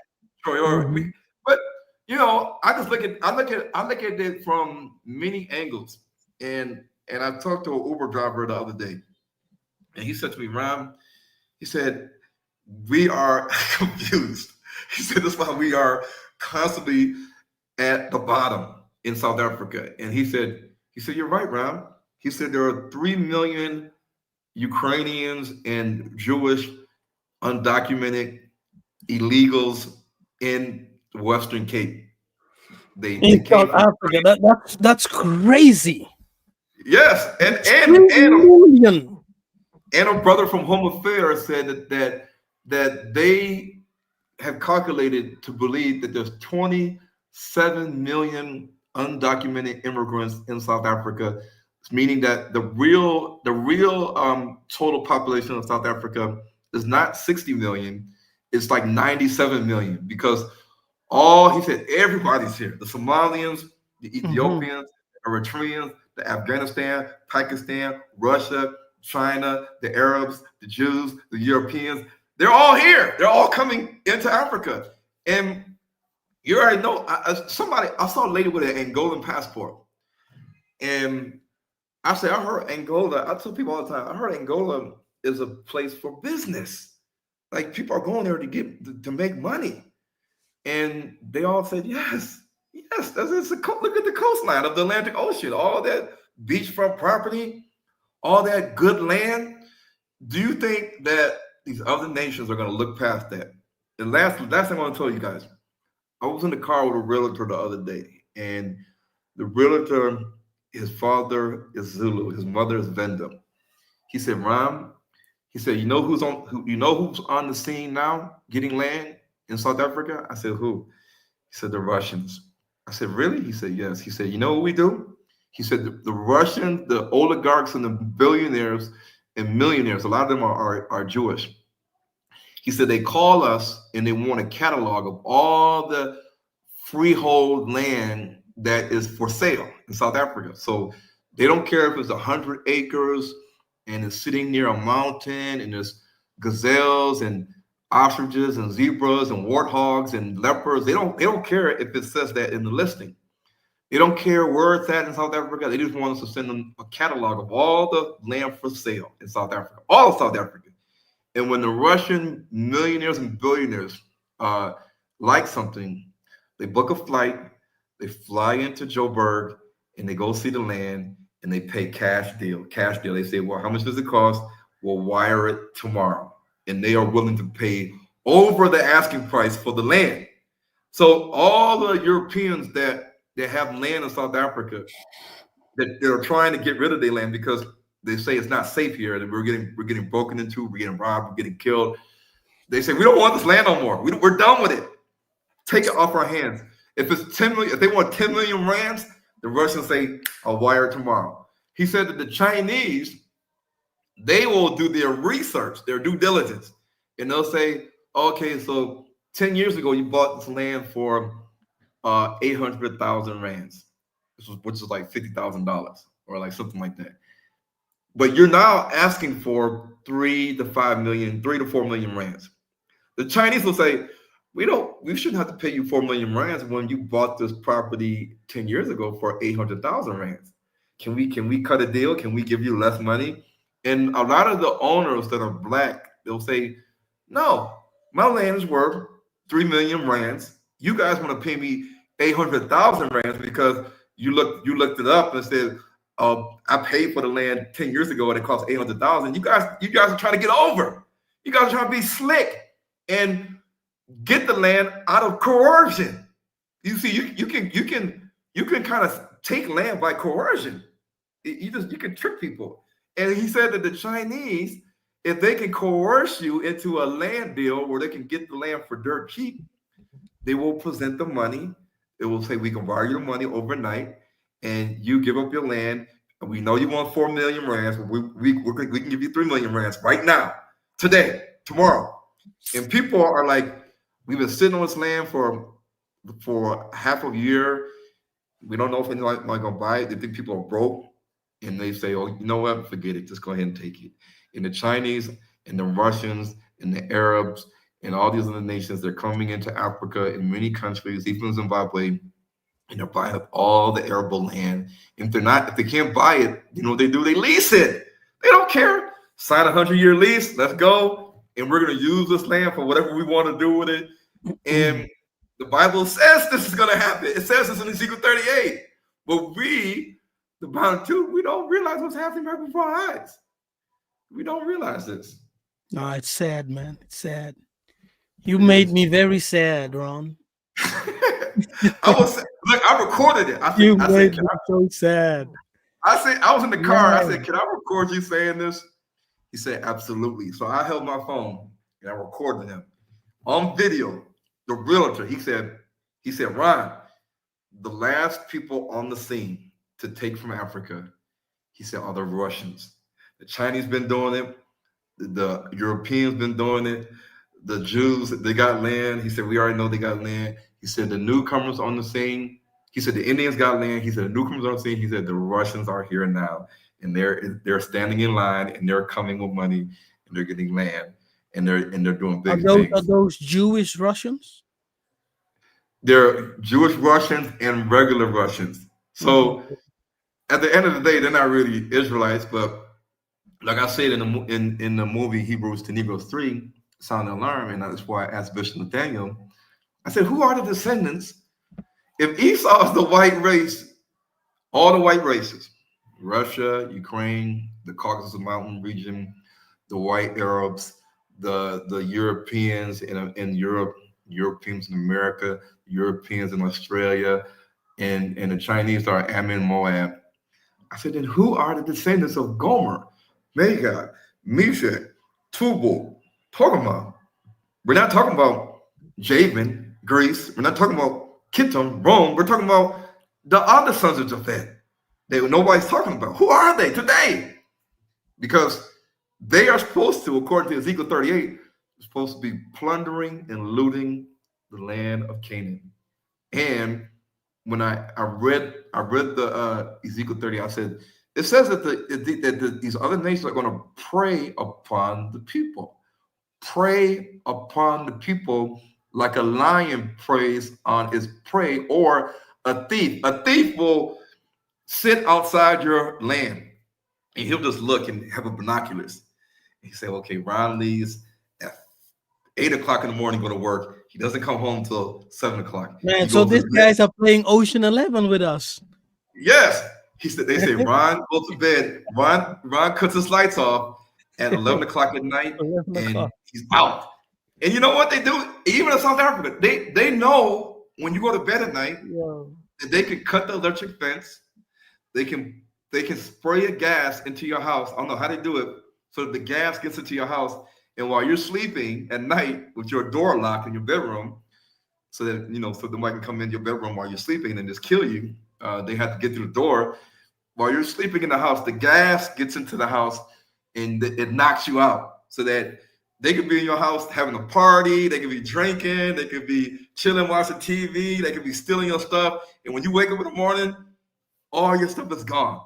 When you open the door to your bedroom, your master bedroom, because you lock it at night, this is what they do in the rural area of South Africa. They people that live in rural areas, they lock the bedroom door, the master bedroom.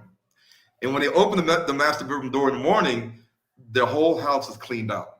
They go outside, the alarm didn't go off. The electric fence is cut. The dog is dead. And so people prey upon whatever person or farm they want to steal. Oh man. So the Bible states that the other nations are going to prey upon the people. What people? The Israelites. What Israelites? The Israelites that are dwelling in unwalled villages, neither bars nor gates. And what the unwalled villages means? It means that we have no defense. Exactly. We have no defense, so they can do whatever they want. See, no. Look. Does Botswana have a nuclear arsenal? Do they have submarines, nuclear submarines, an air force? No. So it means that we don't need a defense because nobody's coming to attack us. No other country is coming to invade Botswana or Namibia. So they're living in unwalled villages. And you go to the rural areas of Africa, South Africa. These are chieftaincies. These are villages. The chief owns the land. You don't see no walls and gates and electric fence. You just see houses. You see shacks, whatever you want to call them. And that's the unwalled villages that the Bible speaks of. Yeah, you see a lot of them in Africa. It's all over, in every country. Oh man, it's a sad thing. We really need to wake up and to realize, one of the reasons Africans are not fighting for their countries is because they are too much Christians. Okay, too many Christians in Africa who are just focusing to make it to heaven. Or if I can just make it to heaven, escape earth, right? Escape this trouble life in Africa. That's their hope. But there is this Congo artist. He's like a sculptor, right? He's a sculptor, and he had how do you say that? A presentation of his works in the museum in Belgium, in the Congo Museum in Belgium. I went there. His name is Eddie. I forgot his last name. Beautiful. But he had this question or statement on the wall. Lola, Mokili Eleki Lola. Mokili Eleki Lola. That means the earth, right? African earth, Congo, is more than heaven. Yes, it's more than heaven.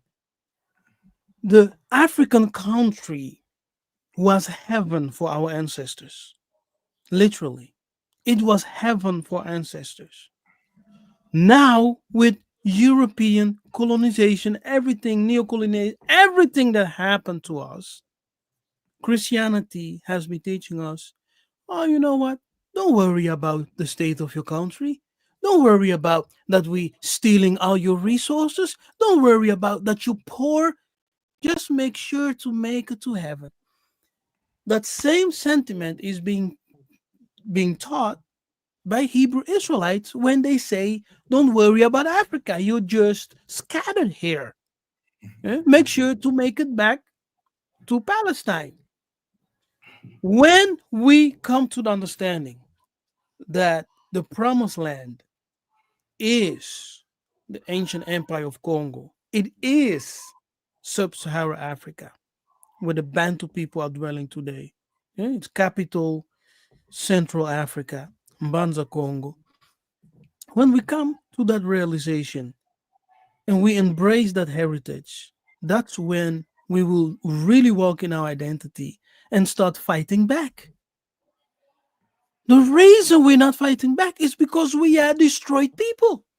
Look at We, this. we rather fight each other than fight the Kadian Pemba who's stealing from us. Let's peep this.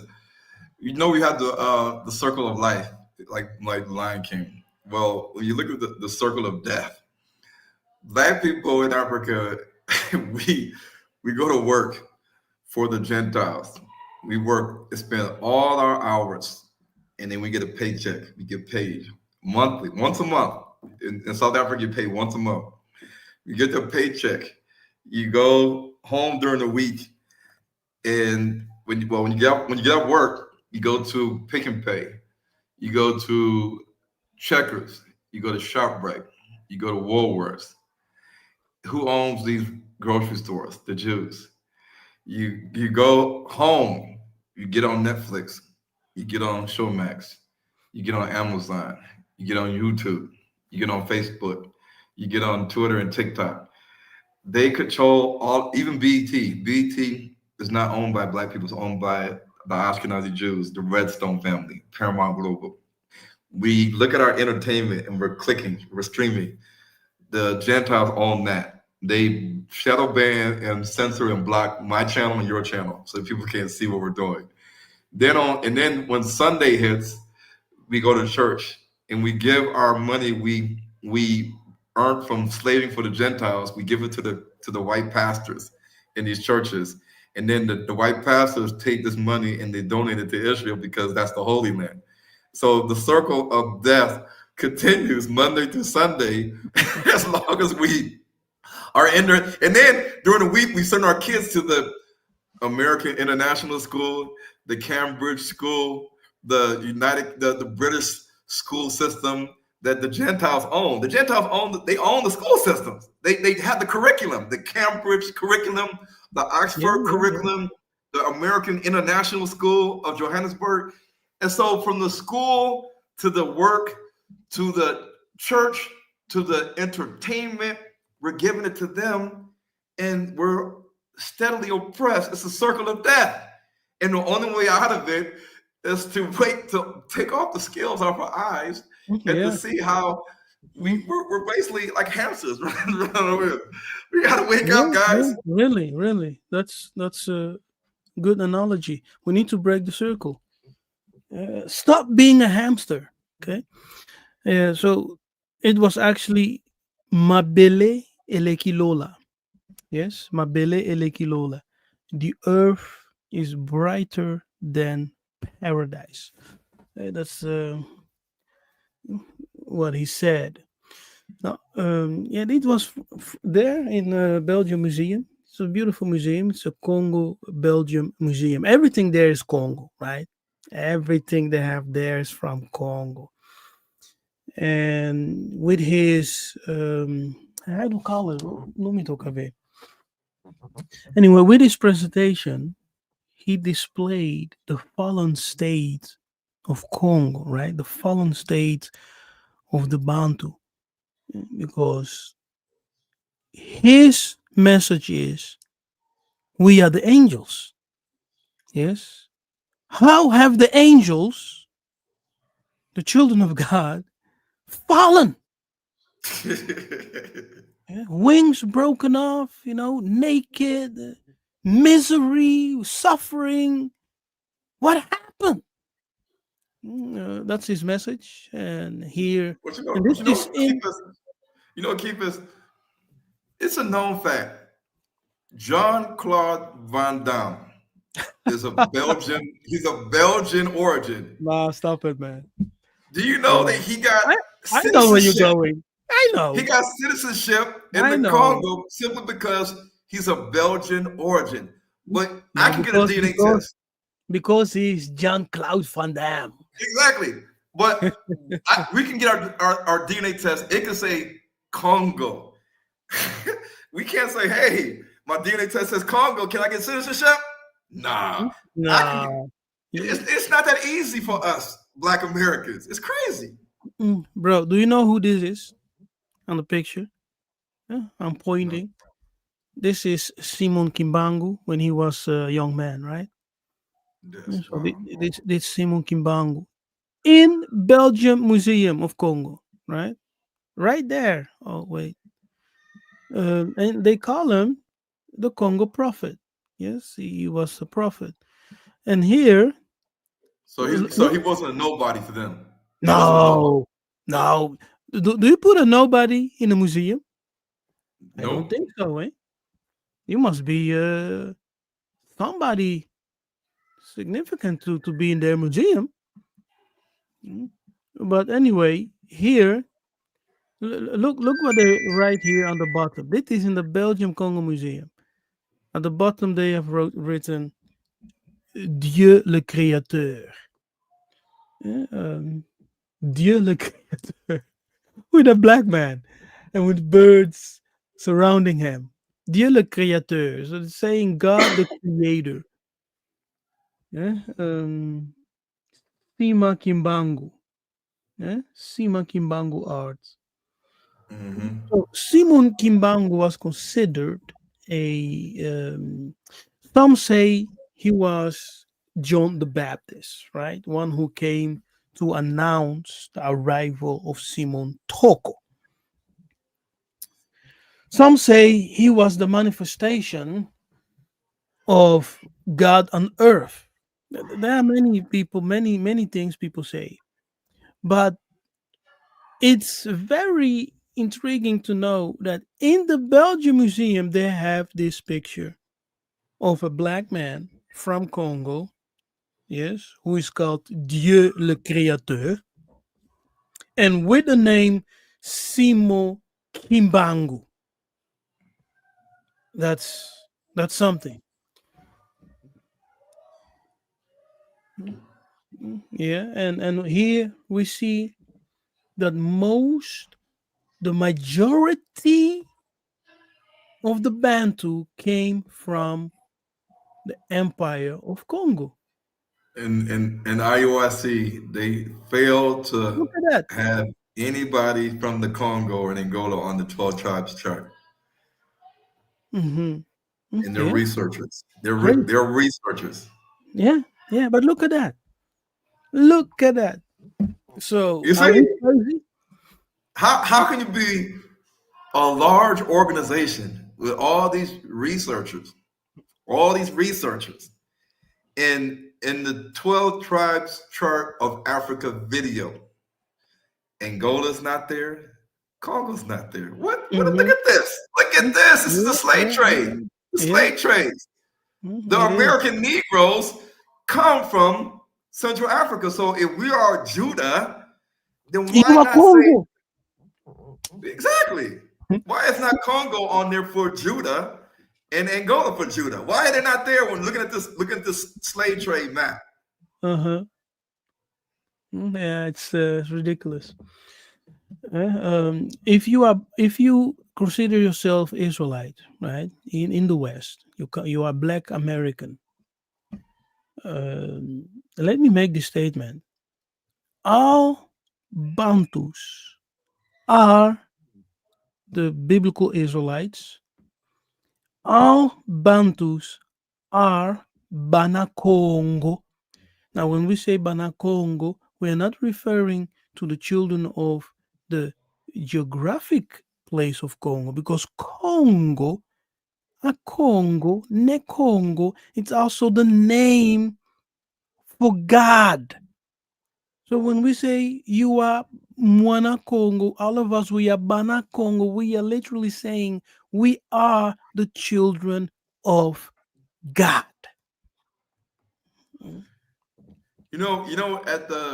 At the screening I Yeah, had. let me just say this one Okay. thing to finish, yes.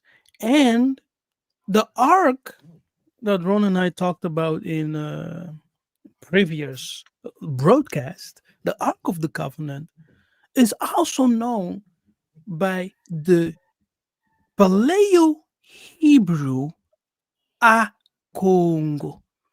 Yes, and I will do a breakdown of. I will discuss the Ark again, but it's also known by the Paleo Hebrew word A Congo. Yeah, go ahead, Ron. And when Professor Kamoya came and spoke at the Hebrews to Negroes screening in Soweto Theater, she stood up and she said, in our language, the Kikongo language, she said, Nkulu means ancestor. And the people in the audience, they said, "Ooh." And she says, "I know why you said that." She says, Woo! what do you call God in the Zulu language?" And the people in the audience said, "Nkulu, Nkulu." And they said, "What does that mean?" They said, "Ancestor of ancestors." She says, "You see, isn't God the ancestor of ancestors?" And they said, "Yes." And she says, "When we say in the Kikongo language, Nkulu, it means the same thing as what you guys are saying, even though you're way down here in South Africa and we are here in Central Africa, because you come from the Congo." And everybody started clapping. And Let the I was clap like, go.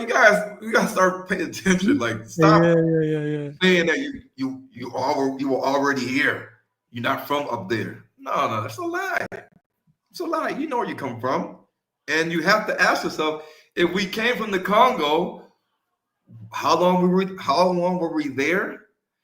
We obviously have similar dialects, like Ngoma in the Venda language means drum.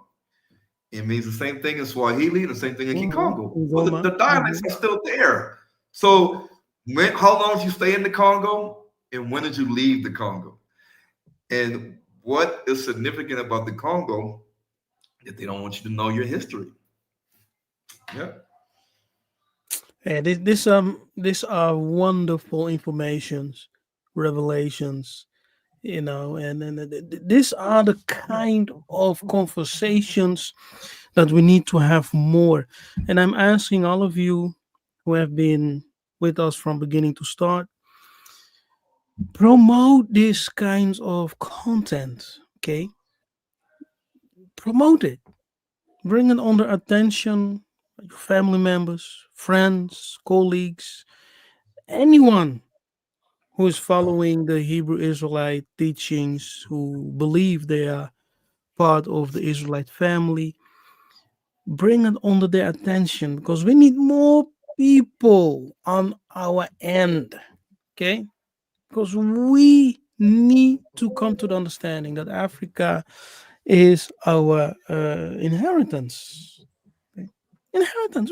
If we don't stand up, you're seeing the Russians are in Africa, Chinese are in Africa, and the Europeans are in Africa.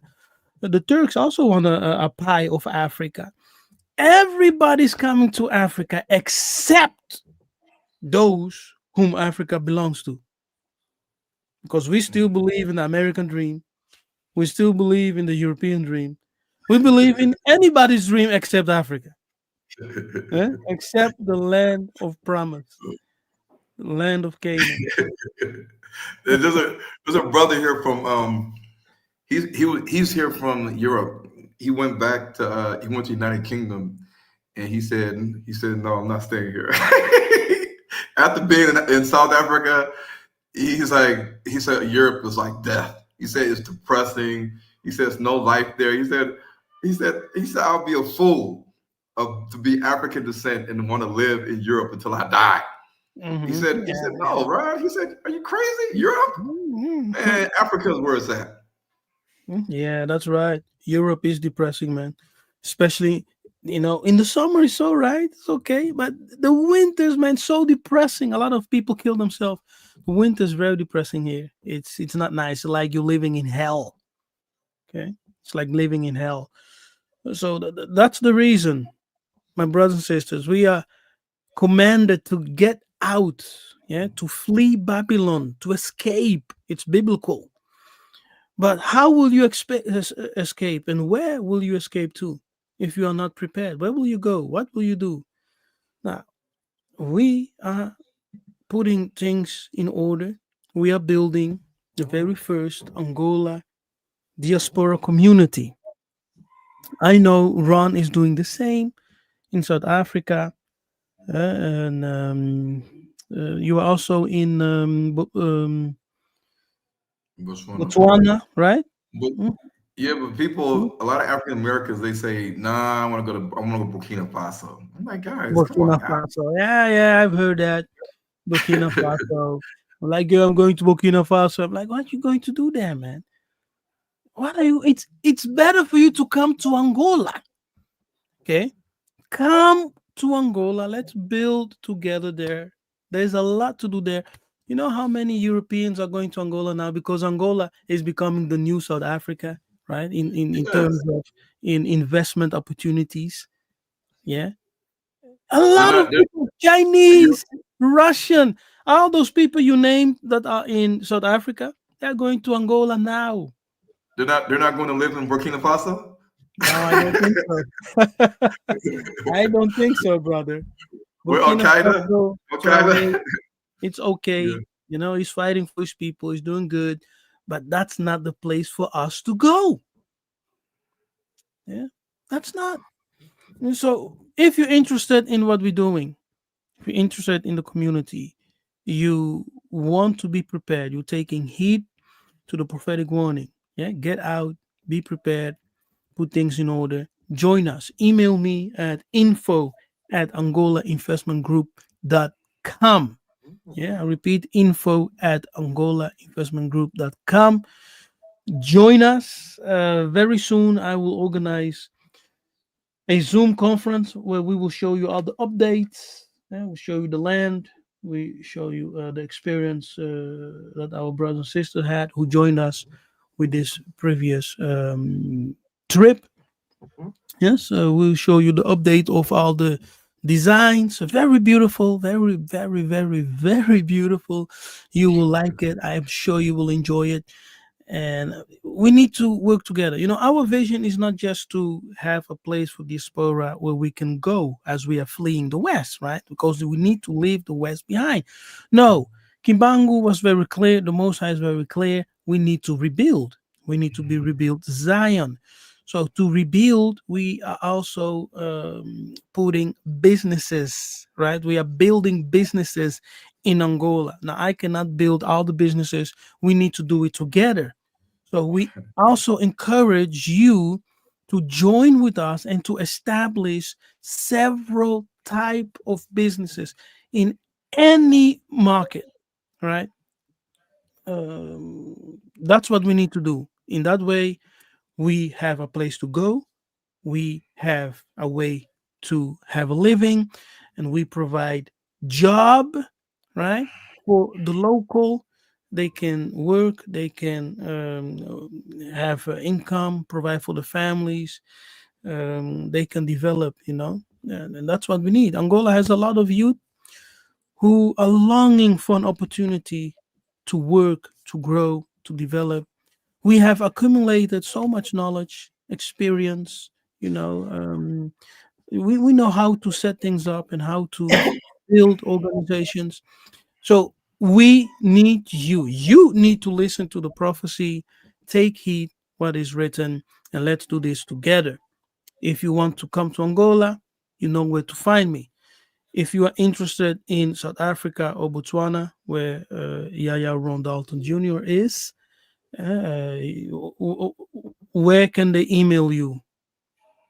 You can email me at Hebrews to Negroes at yahoo.com. Hmm? Hebrews to Negroes at yahoo.com. And they can connect with me there. And if they need proof, they say, why are we leaving America for Africa? Then you can go to h2ntv.com, h2ntv.com, because a lot of Mhm. African Americans need proof what we're saying is true. In Africa, South Sub-Saharan Africa, is the Holy Land, the land of Canaan, the land known as the land of the Israelites. They're listening to the Israelite camp leaders tell them all types of silly doctrines and teachings with no facts, just theories and opinions and suggestions that we're supposed to believe without having the facts laid before us. So yeah, h2ntv.com, Hebrews to Negros at yahoo.com. And like Keeper says, we need to have more conversations like this. And I, we don't care, at least I don't care, if people are in the comments saying from IUIC the camps, Ron's a heretic, Ron don't know what he's talking about, Ron's a false teacher. If I'm a false teacher, then step up to the plate and debate me. Stop talking. Get your leaders, your officers, your generals. I don't care. It could be Nathaniel, it could be the sub leaders, the foot soldiers. I don't care. The Ninja Turtles have foot soldiers. They had Master Splinter. I will take on all you guys and debunk this 12 tribes chart from the past and this stuff that they're doing now. Like, come on, guys. Like Donald Trump, he's always doing these little hand things. Like, you know, like we got to start calling out these stuff. And there's nothing wrong with correcting misinformation. The Israelites are quick to call out, rebuke, and challenge Christian pastors, black and white. They're on the streets. They're camped outside their church doors, screaming, saying, "He's a false teacher. He's teaching doctrines that are false." They can rebuke and correct the black Christian Israelite pastors, but when we as Israelites, fellow Israelites, even black Americans like myself, when we try to correct these false teachings and false doctrines, then they say, "Oh, Ron's trying to create division. He's trying to sow discord. He's trying to, why don't he just congratulate? Why can't he just get on the bandwagon? Why does he have to always attack and challenge these Israelites and get them to do a discussion or a panel or debate?" Because I'm tired of seeing our people agree with and accept nonsense. I mean, keep us. It's an insult to our intelligence that the other Gentiles, the Gentiles are looking at this too. They're looking at this too. The Christian apologists that are white, black, they're looking at this stuff and they're saying, look at this guy. Look at these guys. Hey, Look what they're Ron, saying. is it possible for someone to wake up and still be confused? That's what they see, right? They say to themselves, "Man, these Negroes are waking up," but thank God they're still confused. Exactly. Exactly. Yeah. Yeah. Yeah. Crazy. Okay, hey, we really enjoyed this broadcast. So we gave our commentary on the so-called updated 12 tribe sign from IUIC. We know that Central Africa or Sub-Saharan Africa is the land of Canaan. That's a fact. That's actually so. We will continue to do more conversations like this and to break down even more facts, to present more truth so that you all can understand that we're not just, you know, taking things from the air. We base everything on our language, Kikongo, which is the true Paleo Hebrew. We base it on our tradition. We base it on research, DNA, archaeology. So we do have facts. We do have oral tradition, and more of us need to come into this understanding. We know that we Israelites, but in actuality, our ancestors were never called Israelites. That's a European term. So who are we? Yeah, we are Bana Congo, Bana Nzambi. We are the children of heaven. The children of heaven. That's who we are. Yeah, and those people are called Israelites in the Bible. So wake up, Bena Congo, to la muka. To la muka. Let us wake up. Come out of the dream. Come out of the illusion. Come out of the fantasy and into reality. And let's move forward together. If you're here, you're not subscribed, consider to subscribe. Okay. I have too many of you watching but not subscribing.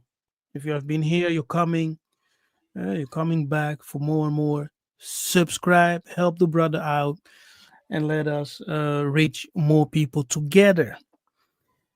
You guys know that Yaron, he also has he has been how can I say that? He died, right? YouTube killed him there in YouTube land, but he resurrected. He has a new YouTube channel. He resurrected. What's your YouTube channel, by the way? Well, it's H2N TV. Man, I don't even know because I mean, I think it's H2N TV, aka Moses Levi. I don't know, Yeah, Moses but Levi.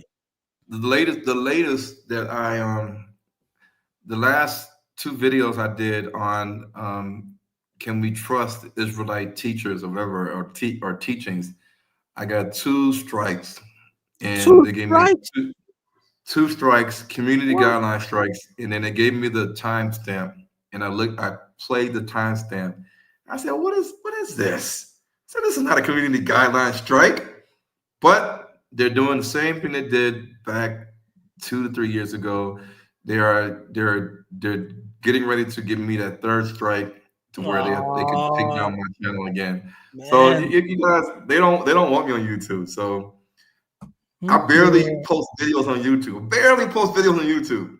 And the ones that I do post on YouTube, they don't even get 1,000 views. They don't even get 1,000 views. But yet they're still after me, giving me strikes. Yeah. The same, man. I was actually almost at the point that I said I quit. Almost. Yeah, man. I used to get a few thousand, but that's not so anymore. It's been a long time. It's ridiculous. It's like, yeah, but there are some people here watching. Those people who share the message, they will talk with others, and the fire will spread like that. Even if we just read 15 people, those 50 people will have a conversation with other people. Yeah. It's like So the conversations that we should have with Donano. yeah, Yeah. but I don't know. We You have know, 2 hours of information that's really powerful. really powerful. 2 hours actually very small. We can go on for 20 hours. Yes, Yeah, yes, going yes, from point to point. Yeah, yes. that's it. Because we have all the slides, we have all the proof, we have it. Yeah, we do have slides, and believe me, with the slides that I have, I can go for hours. And for Ron, the same thing. You can have like a whole weekend. Anyway, thank you all for being here, for watching. We really hope that you enjoyed and learned something. Share this broadcast with family members, friend, um, whoever is open to listen and to use logic, right, and common sense. We must not remain in the spheres of faith. If you just remain in the spheres of faith, you're not growing spiritually. We must enter into the sphere of knowing. Yes, knowledge, knowing. That's how our ancestors defined what today is called, religious doctrines. We are a people of a cosmology, and that's very different than just having a religion that you follow. We are people of heaven, of the cosmos, and so we have a cosmology, and that is called Bukongo. The ways of God, the ways of Zulu, the ways of heaven. Ingeta. Thank you all. Until we meet again, I am Nabi Kefas. May Congo reign. Kembo, Kembo, Kembo. Natatanzambi Yamanzulu. Ingeta. You gotta